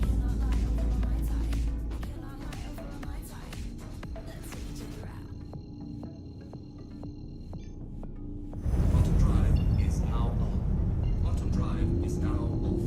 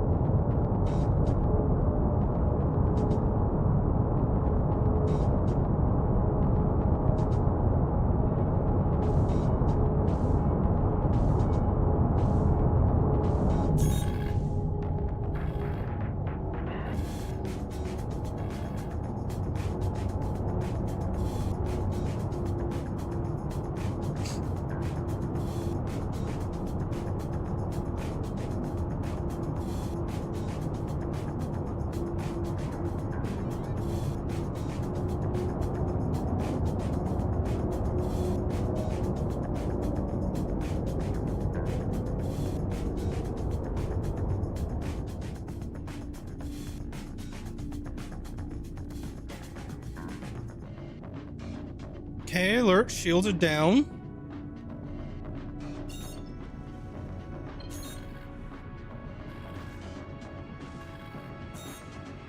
Shields are on.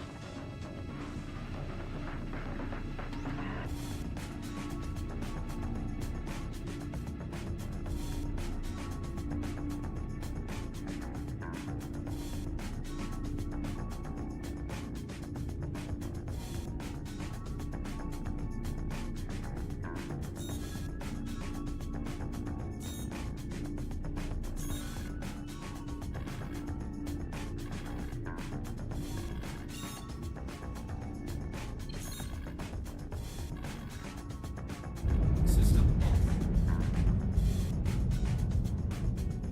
Welcome to Robert. System check. All right.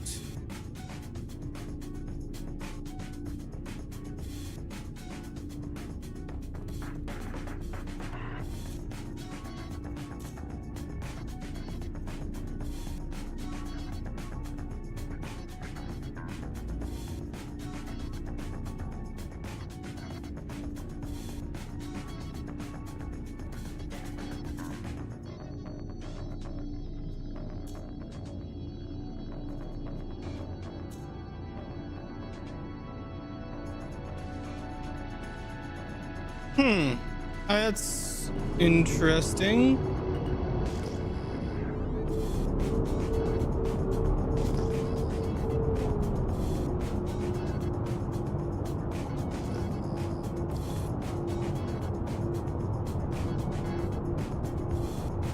That's interesting with the shields.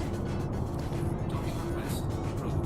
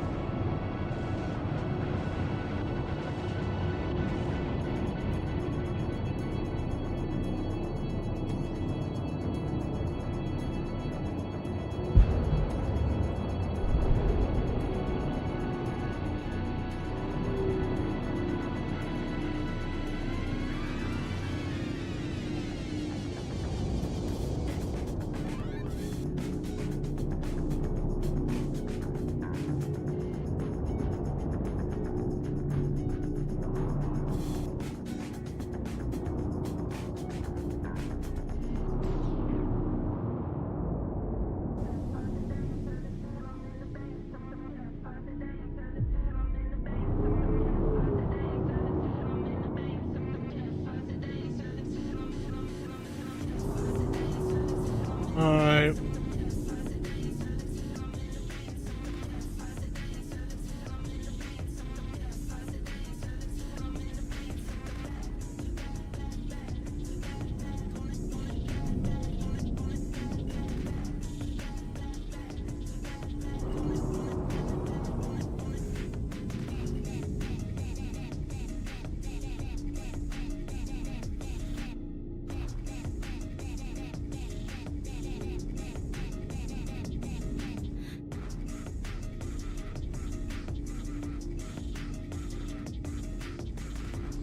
Ah, there it is.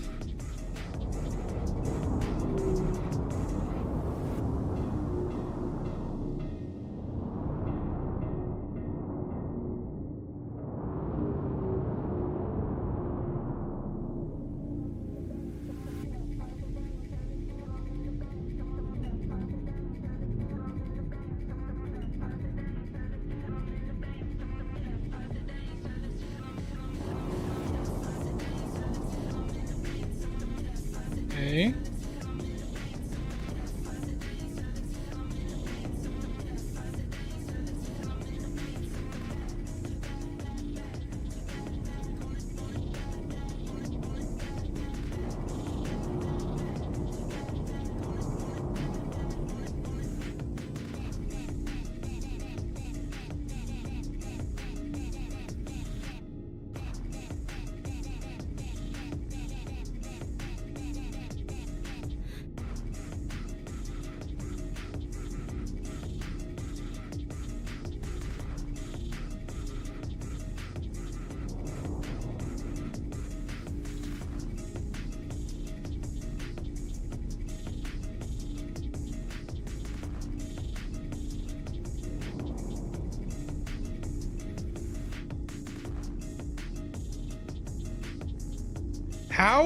How is that off? Like, at all?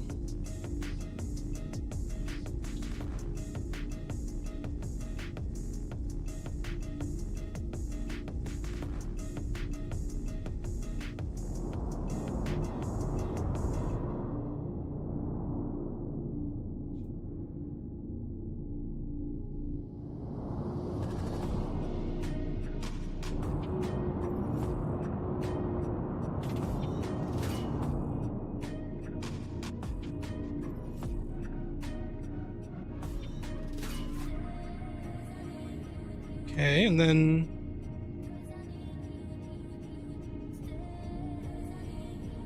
Okay, that's wrong.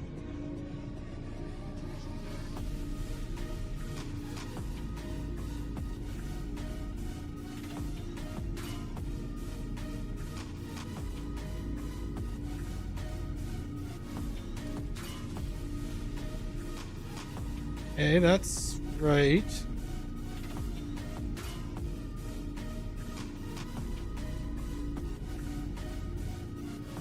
Okay.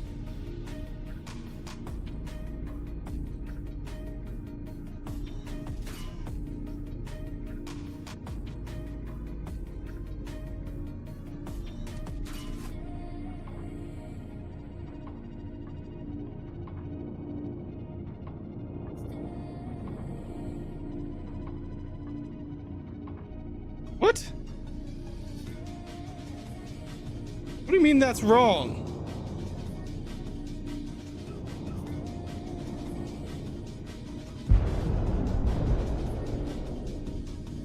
Oh my god. Automated docking initiated. Why?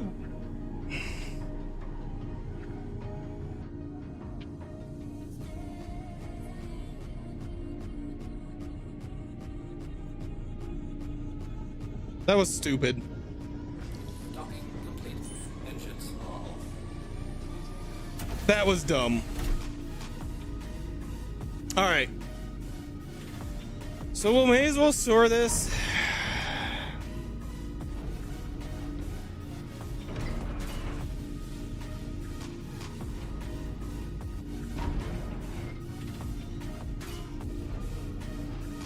And we'll grab the prospector. We'll also put on our mining music.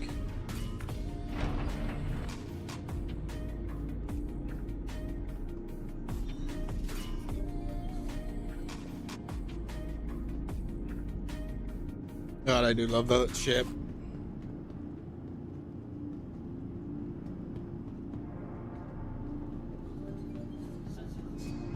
It'd actually be really funny if somebody just rammed it right now. That'd be legitimately hilarious. All right. Elevator call. All right, we'll go to the extra large hangar. I am going to go to the bathroom real quick, though.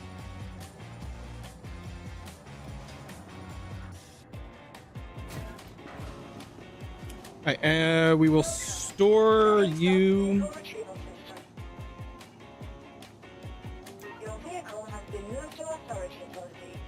All right, and while that's being retrieved, I'm gonna go to the bathroom. BRB. To the following location.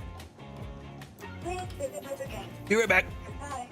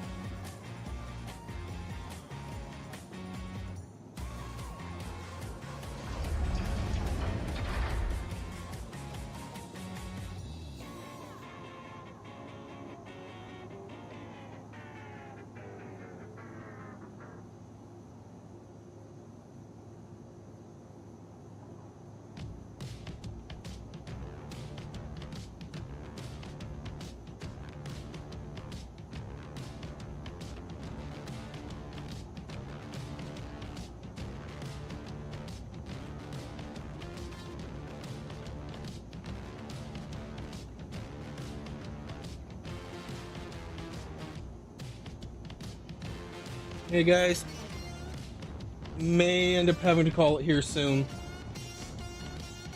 I'm getting some really wild fluctuations on my network.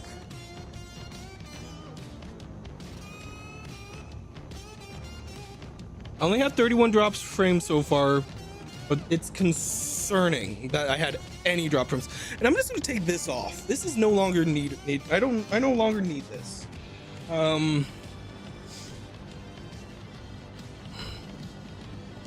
All right, but I'm gonna keep a bit of a closer eye on my.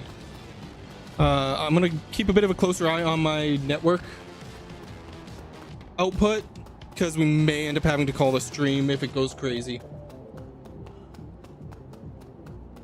Oh wait, crap. One thing I wanted to do before I went mining. Shit. I am gonna store my. I'm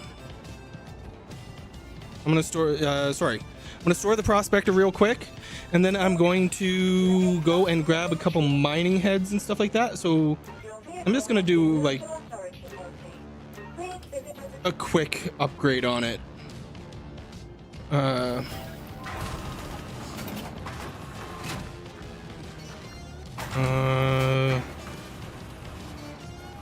Should be the refinery deck, I think, would be the only place I'd really have.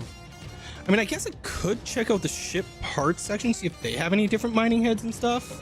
Actually, we'll do that. We'll have a look at both of them.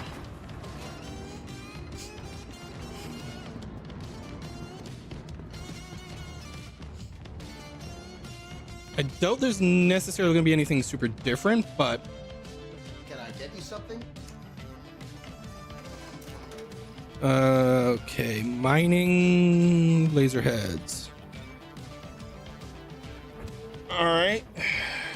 Lancet 30 504 2560 laser power extraction module slots 1. What can I get you? Laser instability module optimal charge window is plus 40%.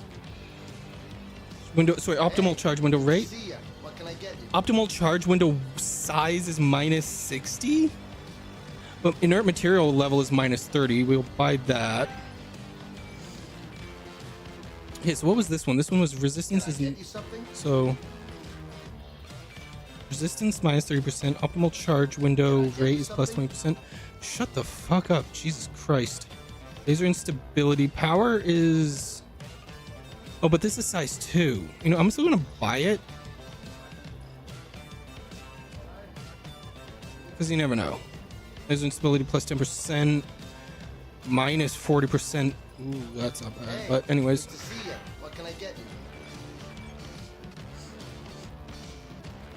resistance minus 30%. Inert material level minus 30%. Optimal charge window size is minus 40%. How many slots does it have? 2?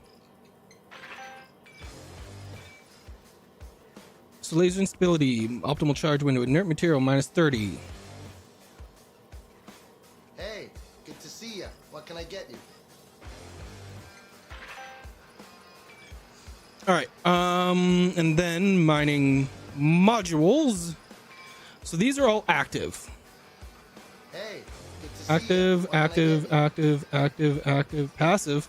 Inert material 20%, extraction laser power 85%. Ooh. I'll buy you.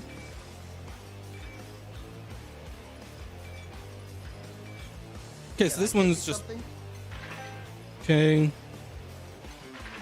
Buy 2 of those. Optimal charge window size minus 3%. Hey, good to see ya. What can I get you? Buy 2 of you. Then this one is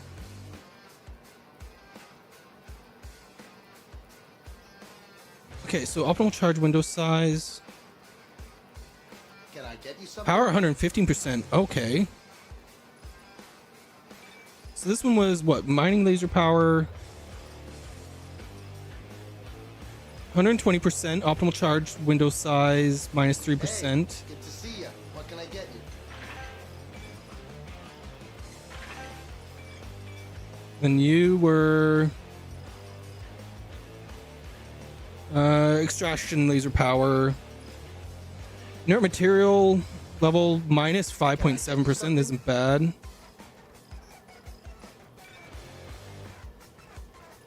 Okay, this one was minus 20%. So yeah, I got 2 of these. Optimal charge window size is plus 25%. Inert materials minus 6%. So this does huge inert material reduction. So I got 2 of those. I'll buy 2 of these. Buy 2 of these.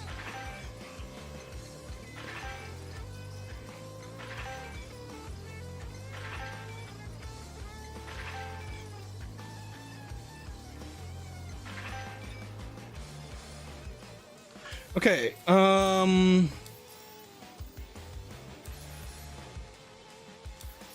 right, vehicles. Prospector.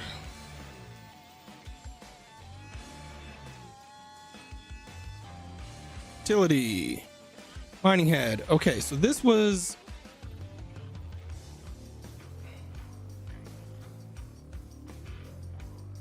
Can I get you something? So impact is 45 to 135 to 2100 slots. Okay, so this one does inert materials minus 30%.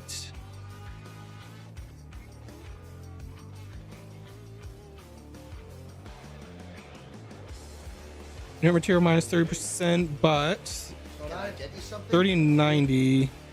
Optimal charge window rate.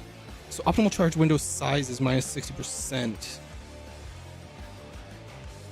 So both of these do the same amount of inert material. I'm gonna go with this one. Then I'm gonna go... Hey, good to see you. What can I get you?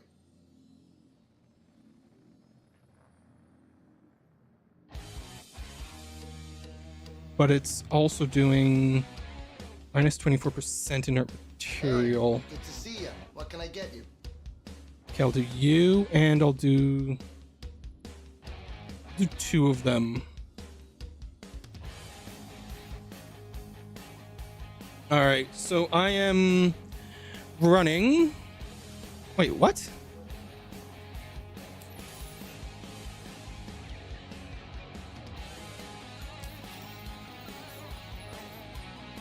Can I get you something?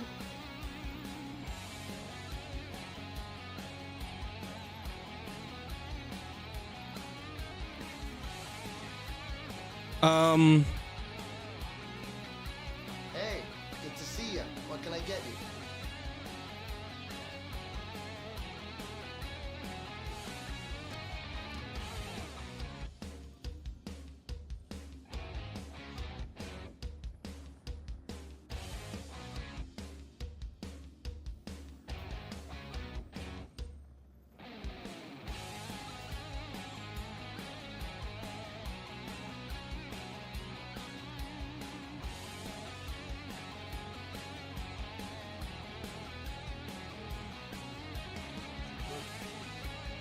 Can I get you something? What the fuck?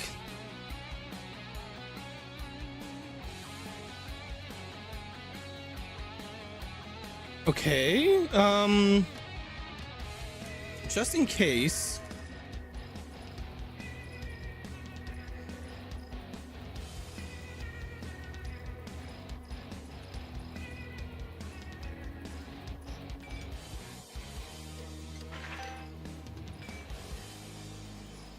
Can I get you something? Oh, for fuck's sake, these NPCs, I wish they would shut the fuck up.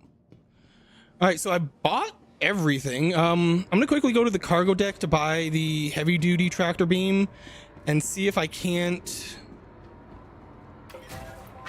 switch out my cargo heads.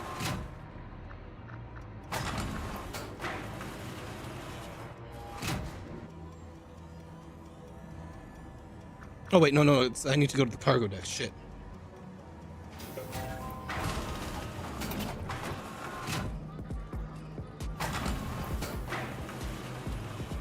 All right, so that's what we're gonna do. We're gonna go to the cargo deck, grab the big tractor beam just in case, and then we'll go back to the hangar, and if we have to, we'll try doing manual switch.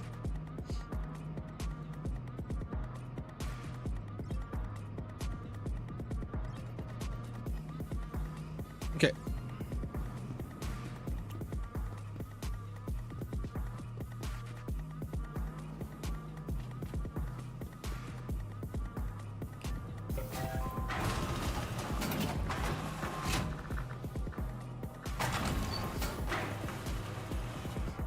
Oh, you know what I should do? I should... Jesus.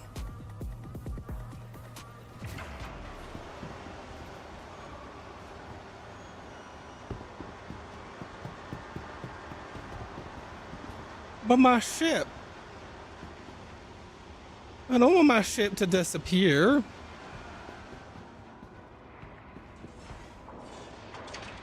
Okay, well, anyways, oh wait, did it?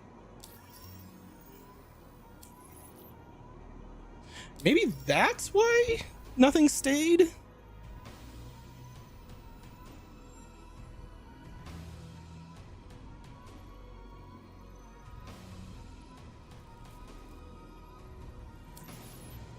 What?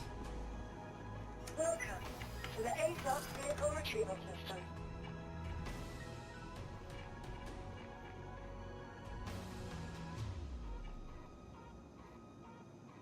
Yeah, it's still there. Please visit us again.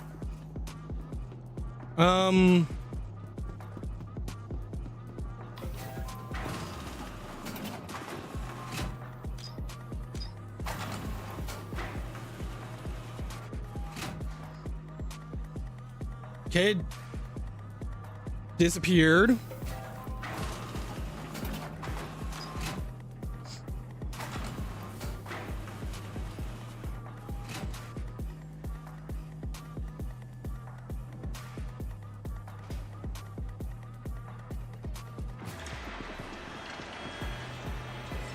Welcome to the A-Block Vehicle Retrieval System.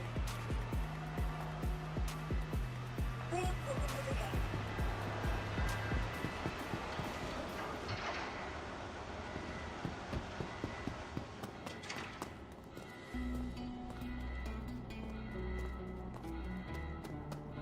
Okay.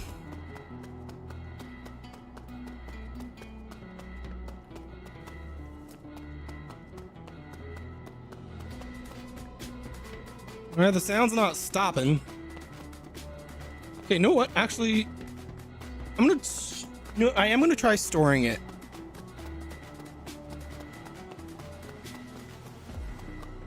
I wonder if that was the problem. Because it clearly didn't store properly the first time.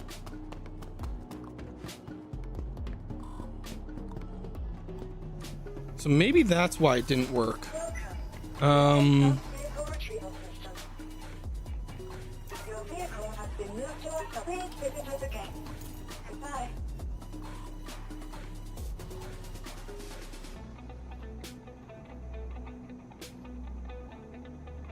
Alright, but so 4.0.1 refining jobs, 4.0.2 PTU, Polaris Torps, possibly the prospector attachments. There being an issue.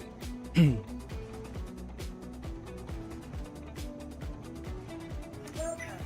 to the A-Block Vehicle Retrieval System.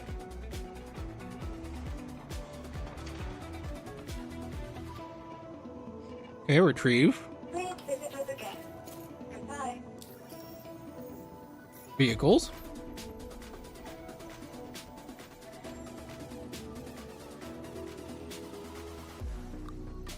Okay. Instability optimal charge window. 25% resistance. Okay. Helix. 630 to 350. So let's see. I want to see the laser power, extraction power, laser mining. It's a 3150. So same level of inert material reduction. Minus 30% resistance though.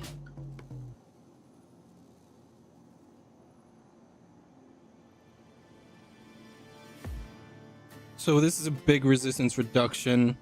But yeah, that window optimal charge size is an issue.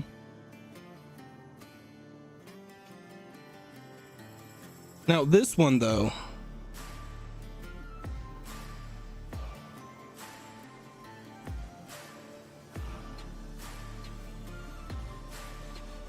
So this one's not bad. Only one module slot to it though.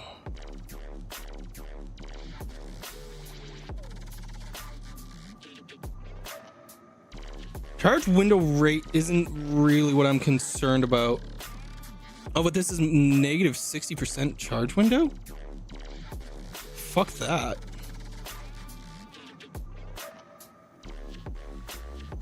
Resistance. But this one can have 2 mining heads. More powerful extraction laser though.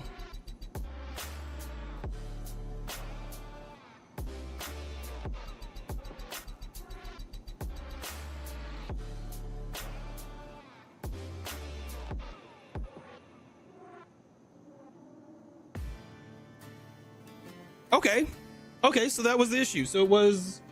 Okay, so thankfully enough, the prospector issue was not too much of a problem. Alright. Welcome to the ASOS vehicle retrieval system. And we're just gonna stay around... Ruin Station. I'm not gonna go crazy by any means, and what we'll also do is we'll also check out the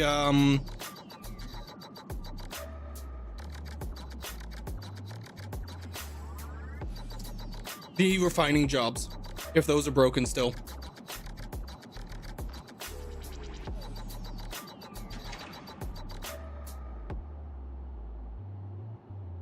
So that's what we'll do.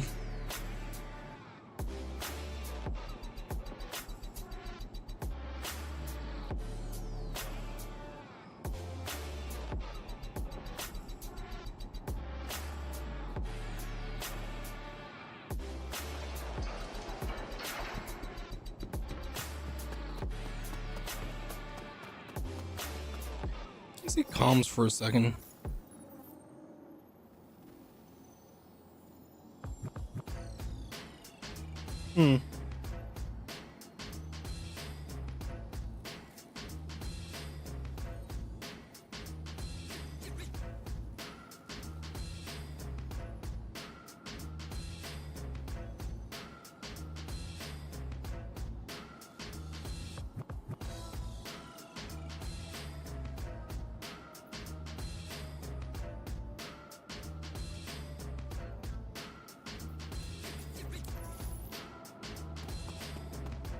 What?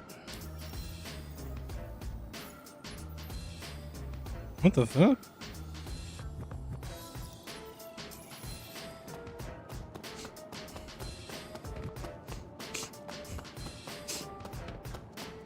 Permaban?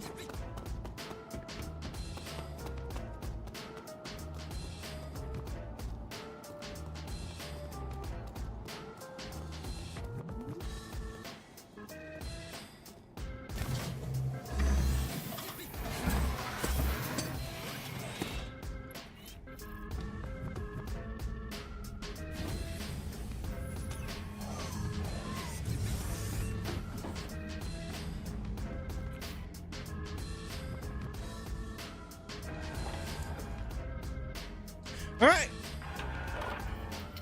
Exit protocols initiated.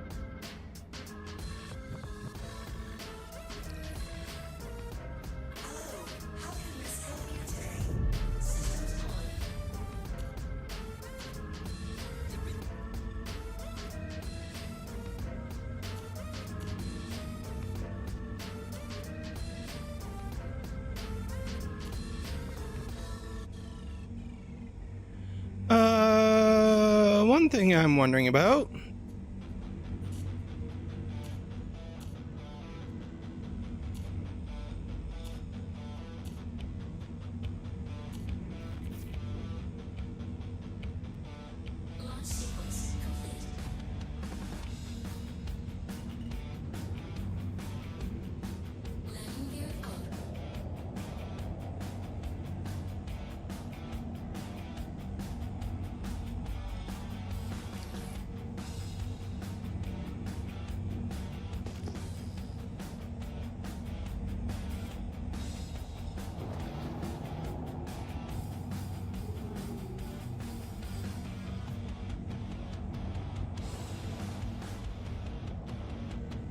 $1,800. Let's go have a look at this.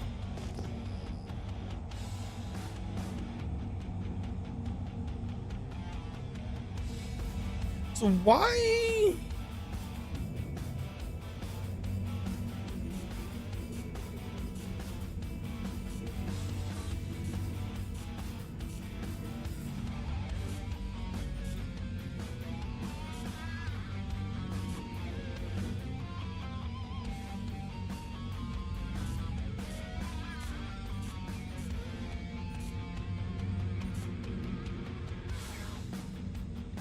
Huh, interesting.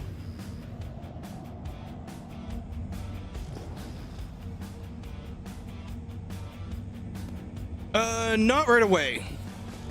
There hasn't been enough interest in recently in people wanting in a viewer stream. And again, because of the last one that I did that no one showed up to, is enough people need to show interest in it to honestly make it of value, sadly. Because I did one and I had it open for Isaac recently and Warframe and such, and just nobody was there.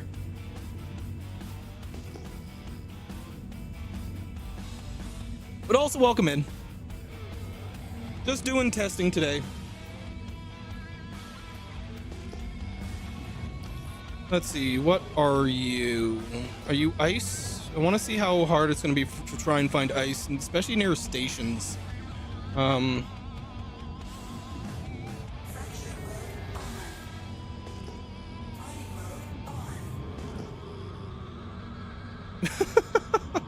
right. Oh, I mean, that's fair. 42% gold. Take care. All right, not what we're looking for.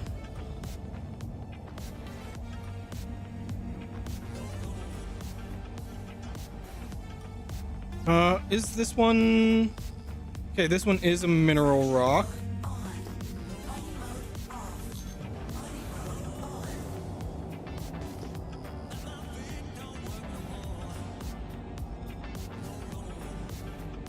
All right, let's have a look.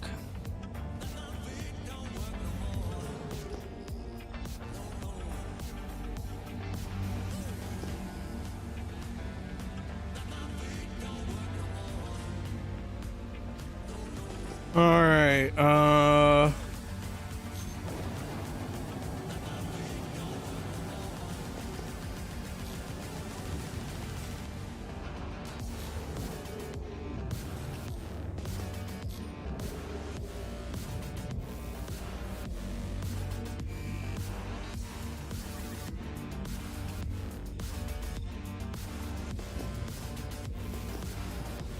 Q-type. Oh, it's gonna be way too big for me to mine. Okay, so Laranite and titanium. Let's see, what are you? 1870. Is there any other ones that are closer around? Doesn't quite look like it. So let's try checking this one out. So I don't necessarily think we'll find anything close to the station. But you never know. That's kind of what I'm checking. seeing how far away we are before we start finding ice and water. Also want to see kind of how rare it is.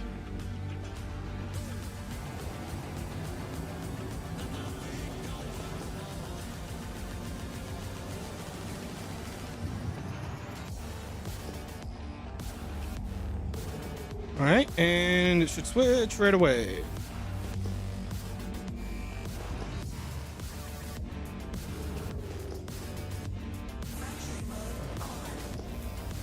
Oh, jeez. For some reason, the mining arm coming out scared me. This is another Q type. So I don't think...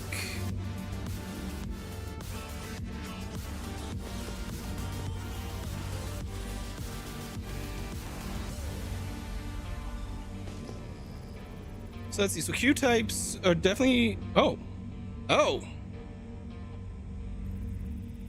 All right. So mass is 19. Instability. Raw Bexalite. Not bad. No, I might as well just mine this one.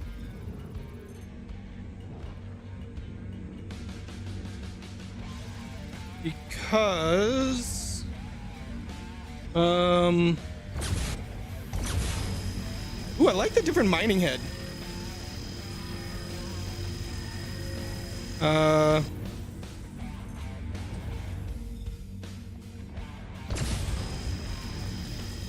Oh, you know what I think is going on?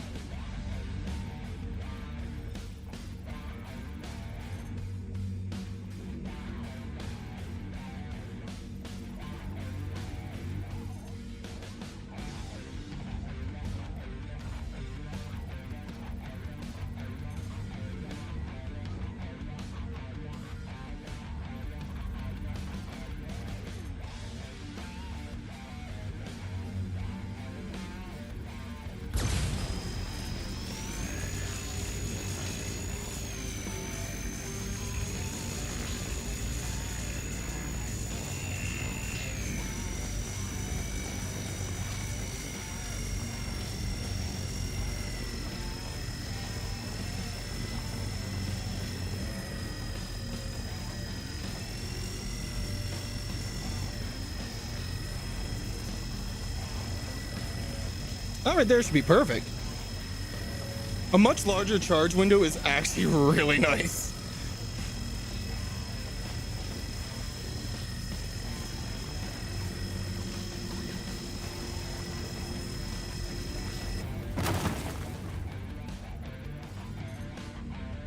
Let's see.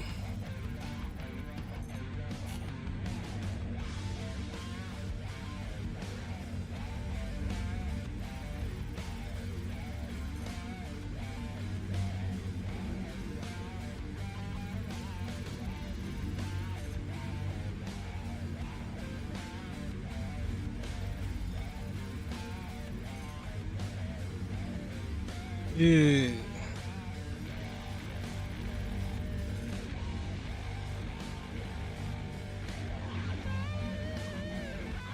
So this one,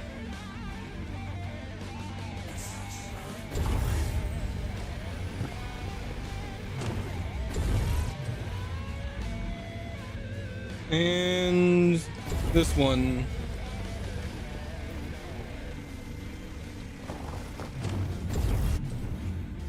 This one was too much inert material. No. And no.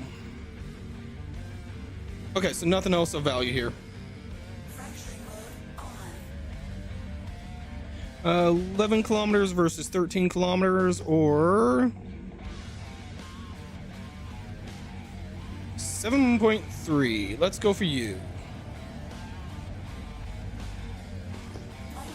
Oh, that's gonna be, never mind. What about you? What are you? You're 6? 1850? Hey, we'll shoot for this one.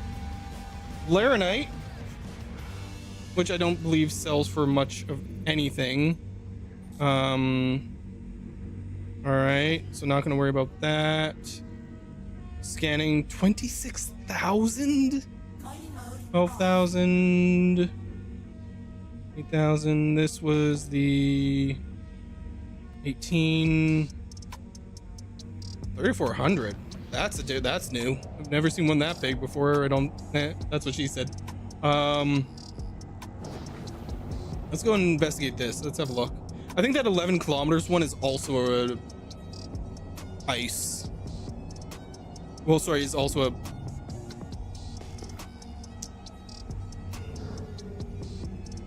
Trying to think of what the term would be.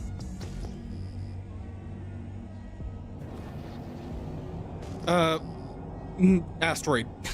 God damn it. I did space science in the university. Can you tell? All right.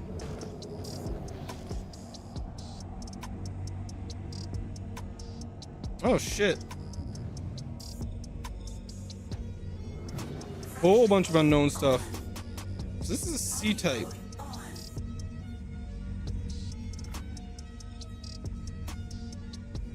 That's a big asteroid. A Festonite. Gonna be the same thing?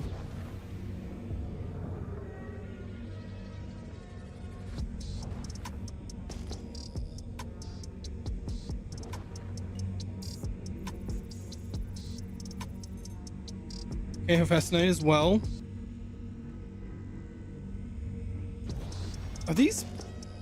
Oh, those are panels. Oh, so I accidentally went into a debris field.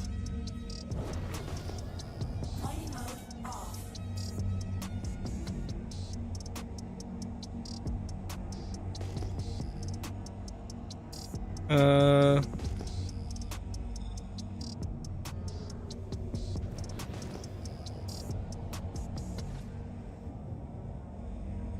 $1,700. Let's go check this one out.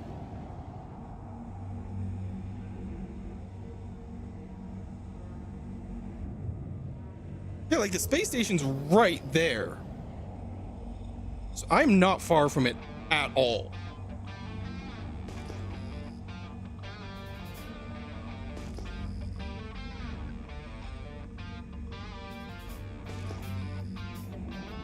Okay, let's see. I'm basically just kind of, so C-type, this one we ran into, I should start marking these down almost.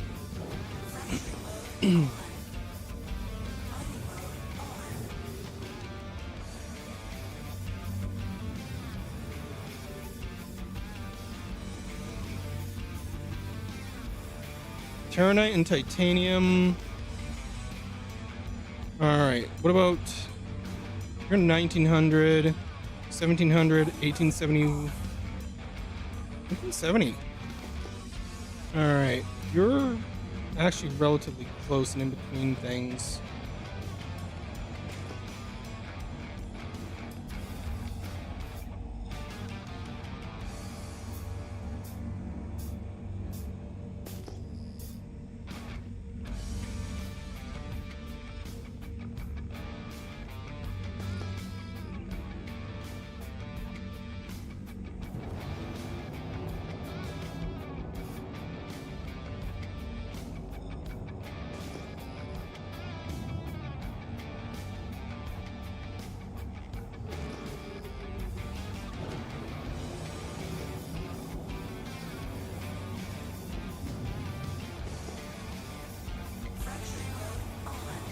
Alright. E-type asteroid. Alright, let's find out what's in you.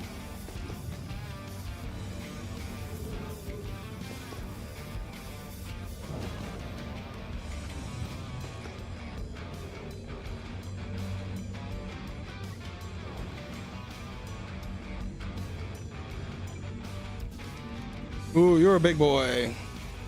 Let's scan. Barrel raw. Okay, I'm not too worried about barrel.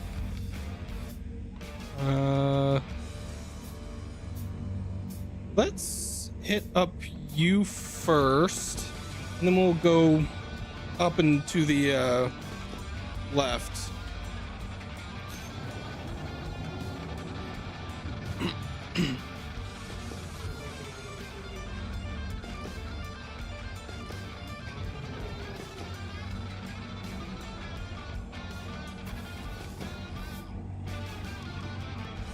Q-type.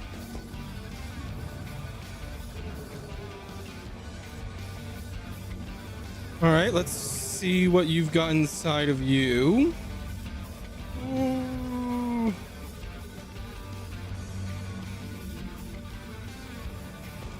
Okay, so Q-types seem to be relatively impossible, commonly, at the very least. Let's just make sure you are okay. Fracturing mode on. Mining mode off. Mining mode on.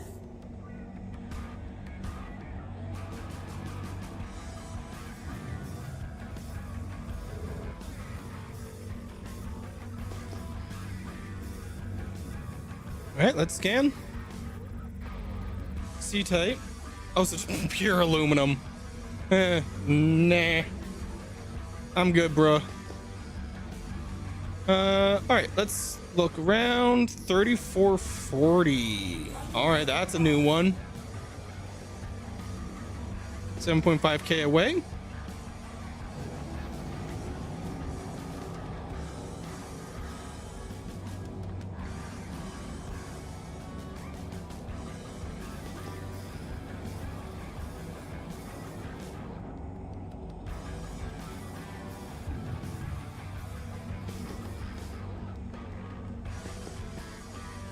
S-type. I think these are the first S-types we've ran into.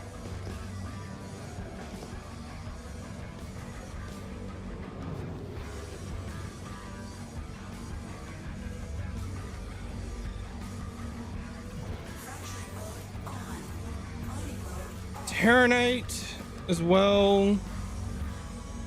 Okay, so they're not the first ones we've run into. Laranite. Interesting.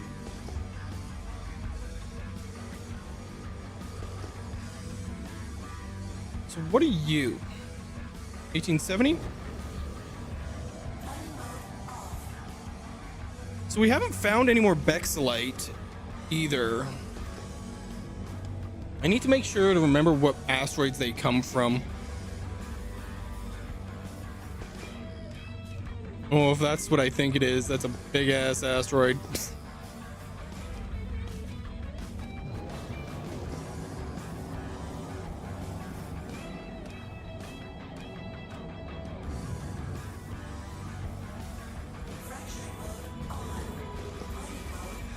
Okay, okay. Okay, it doesn't look too big. Actually, I mean, okay, so it's another Q type.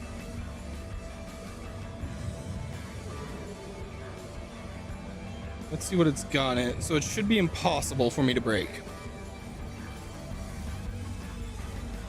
Yeah. All right, what are you? 8,000?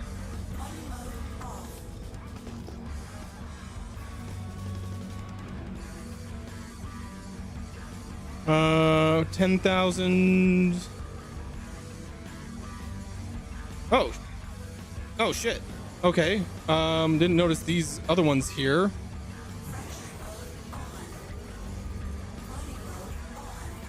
Bexelite.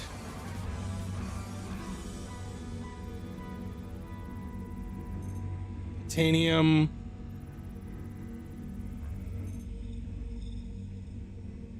Okay, you.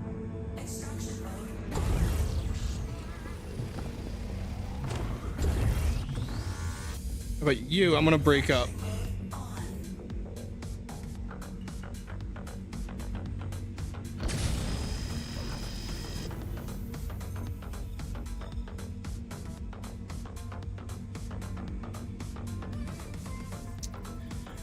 Honestly,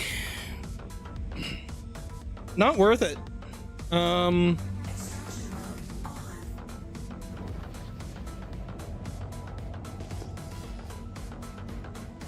So that's 8K there.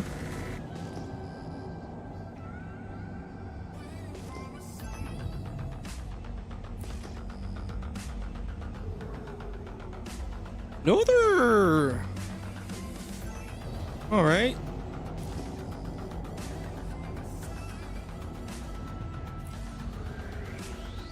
Wait, that's 5,250? What the fuck?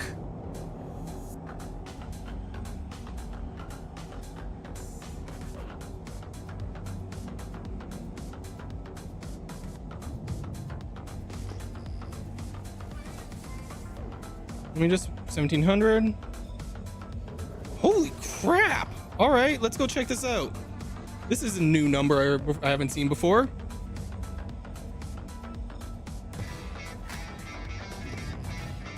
Okalatre, welcome in. Welcome. Thank you for the follow. Hello. Just doing some trying to see if we can't find any ice or tin. And I don't know, and I'm trying out in the prospector right now, just super close to the space station, Rune Station. Just doing an investigation. Okay, what type are you guys? P-type. Okay, so P-type was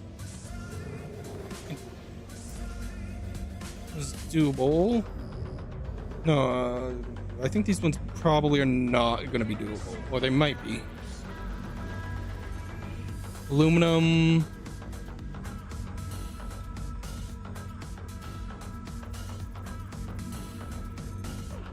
Laranite.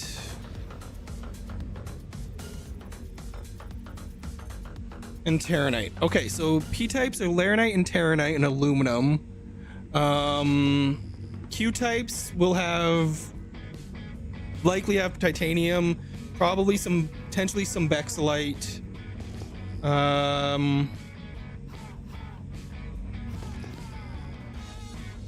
You're 1700 on that one. What is that one there? 12,000. Those are panels. Okay, so we'll go to this one and then we'll go up to that 12 kilometer away one. So we'll check out both of these. So let me just slow down here for a second. So yeah, so I am, how far am I from the station?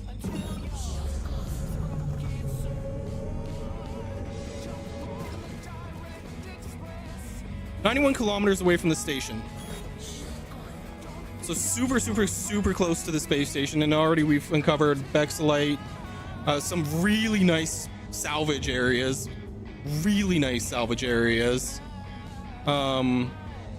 But no ice or tin, and I would think they are probably in Pyro, but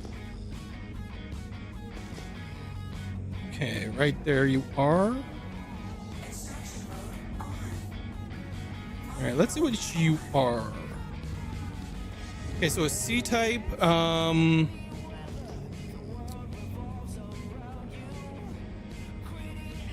think.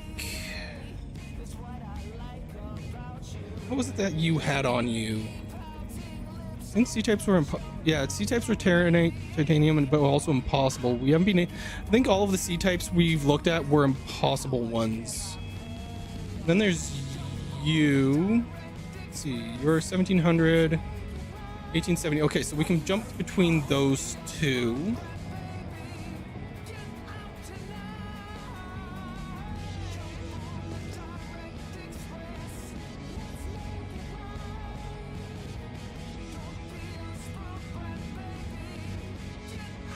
Also found out that torpedoes on the Polaris are still broken. So tested that today and yay. All right. We'll see if we can find maybe a little bit more Bexelite, but we won't go too much longer.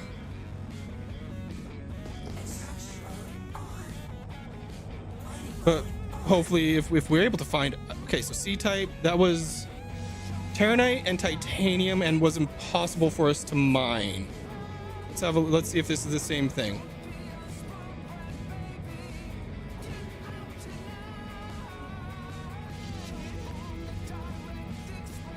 Okay, so this one's easy.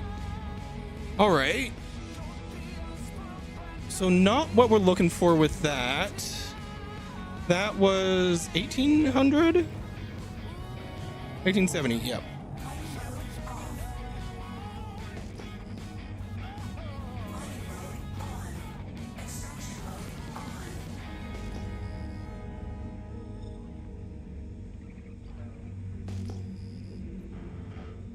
Okay.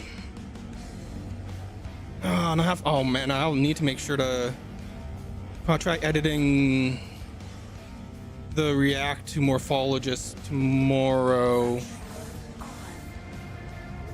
I think.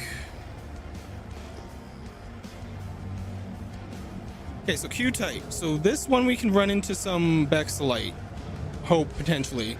Also very likely to be possibly too large to mine.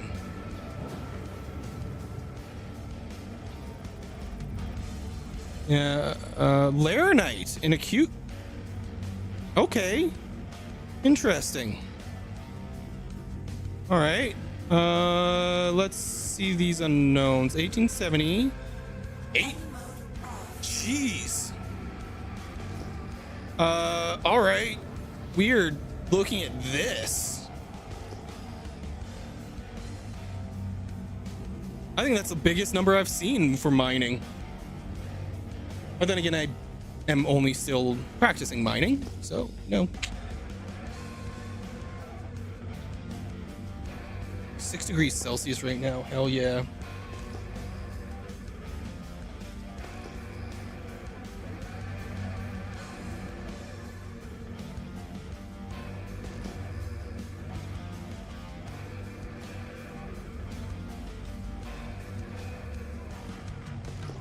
All right.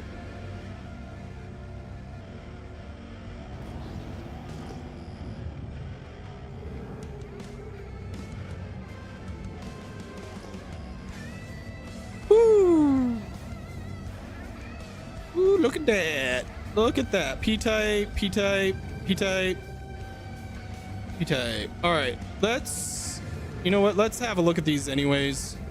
I don't think they're probably gonna have anything that we want, but let's see. Ah, no.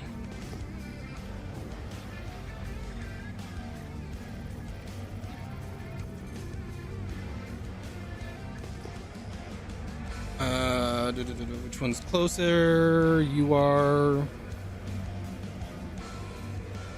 So all of these are big ones. Ooh, okay, interesting. So let's see. I wonder.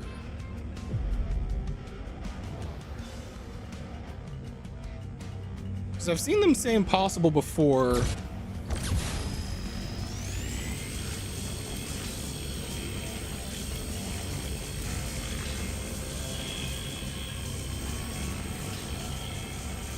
Okay, I believe it says. I believe it's impossible.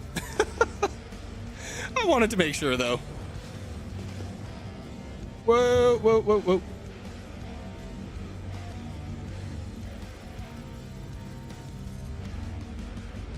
Interesting. All right, so let's see. So, P-type asteroid, Laranite, titanium, 473, 37%. U. 8,000 instability, 59, 33%.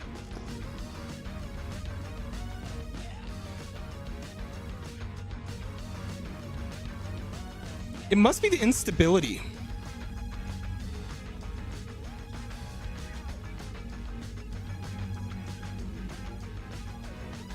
Okay, so it's the instability of the rocks that's determining their mineability. All right.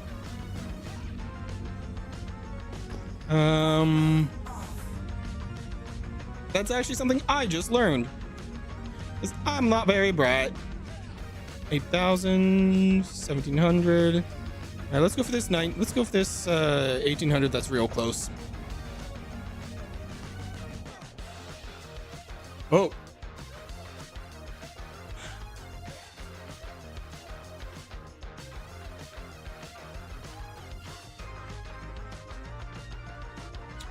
I think they just kicked us out, Jenny. Let's have a look at SC testing. Was just released.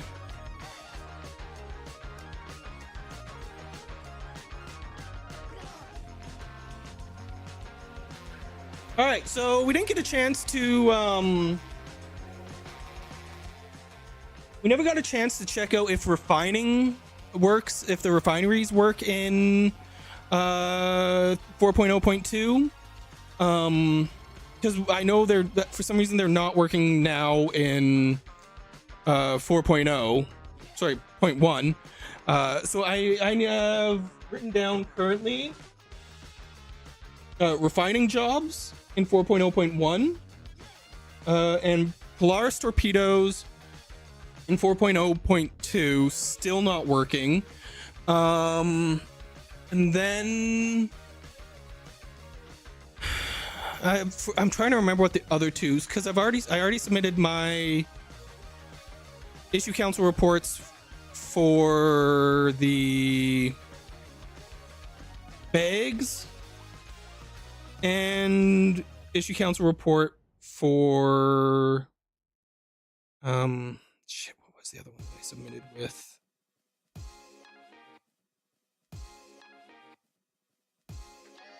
Hangar doors were the two that I've already submitted, and and the problem is I know I have like two others that I need to submit.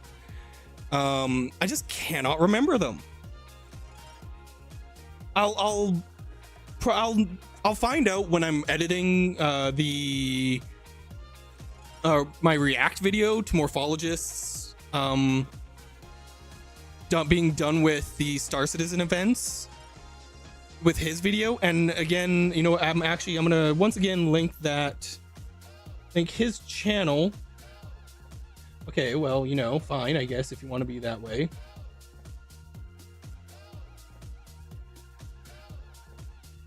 Copy. If you don't know him, go give Morph a check out. Go have a look. He's a phenomenal streamer. And he just, I mean, I love his. He's an amazing video editor, content creator. But yeah, I did a reaction to one of his videos. I'm gonna release that at some point. But otherwise, I think today was fairly good. I have to cut that down, his video down, the react video down. I somehow took a 20-minute video and turned it into an hour. I guess I talk a little bit too much, so I'll have a lot of cutting of my speaking to do. But I'm gonna try and reduce it down a fair bit. I don't want it to be all his video, because again, with reacts, if you're reacting to a video, it needs to be majority, like you need to transform it and it needs to be majority of your content. Okay, of course I can't monetize it since I'm not monetized on YouTube or anything like that. But if you haven't, go to YouTube or watch on here and check that out. I would greatly appreciate the follows on YouTube. The subscribes on YouTube. And for streaming tomorrow, we'll keep an eye on SC testing chat tonight, because I think what we might do is the PTU tomorrow and continue to search for ice, see where ice can be found, note down those locations, and such, because I'm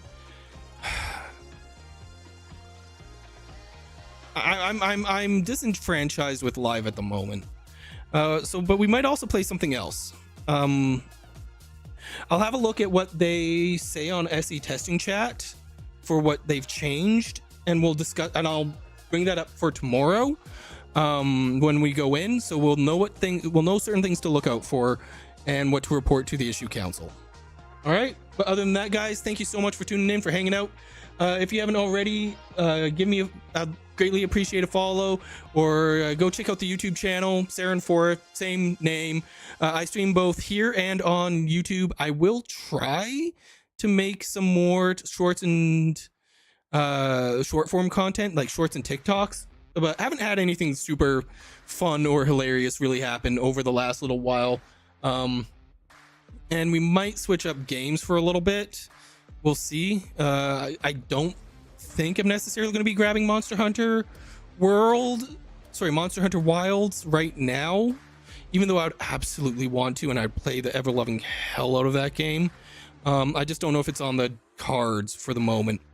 But otherwise, guys, thank you so much for being here. And again, I greatly appreciate everyone just hanging out. For those of you guys who are lurking and just chilling, I appreciate you just even being around, and I do really hope you guys enjoy the content. So otherwise, take care. I'll see you guys tomorrow.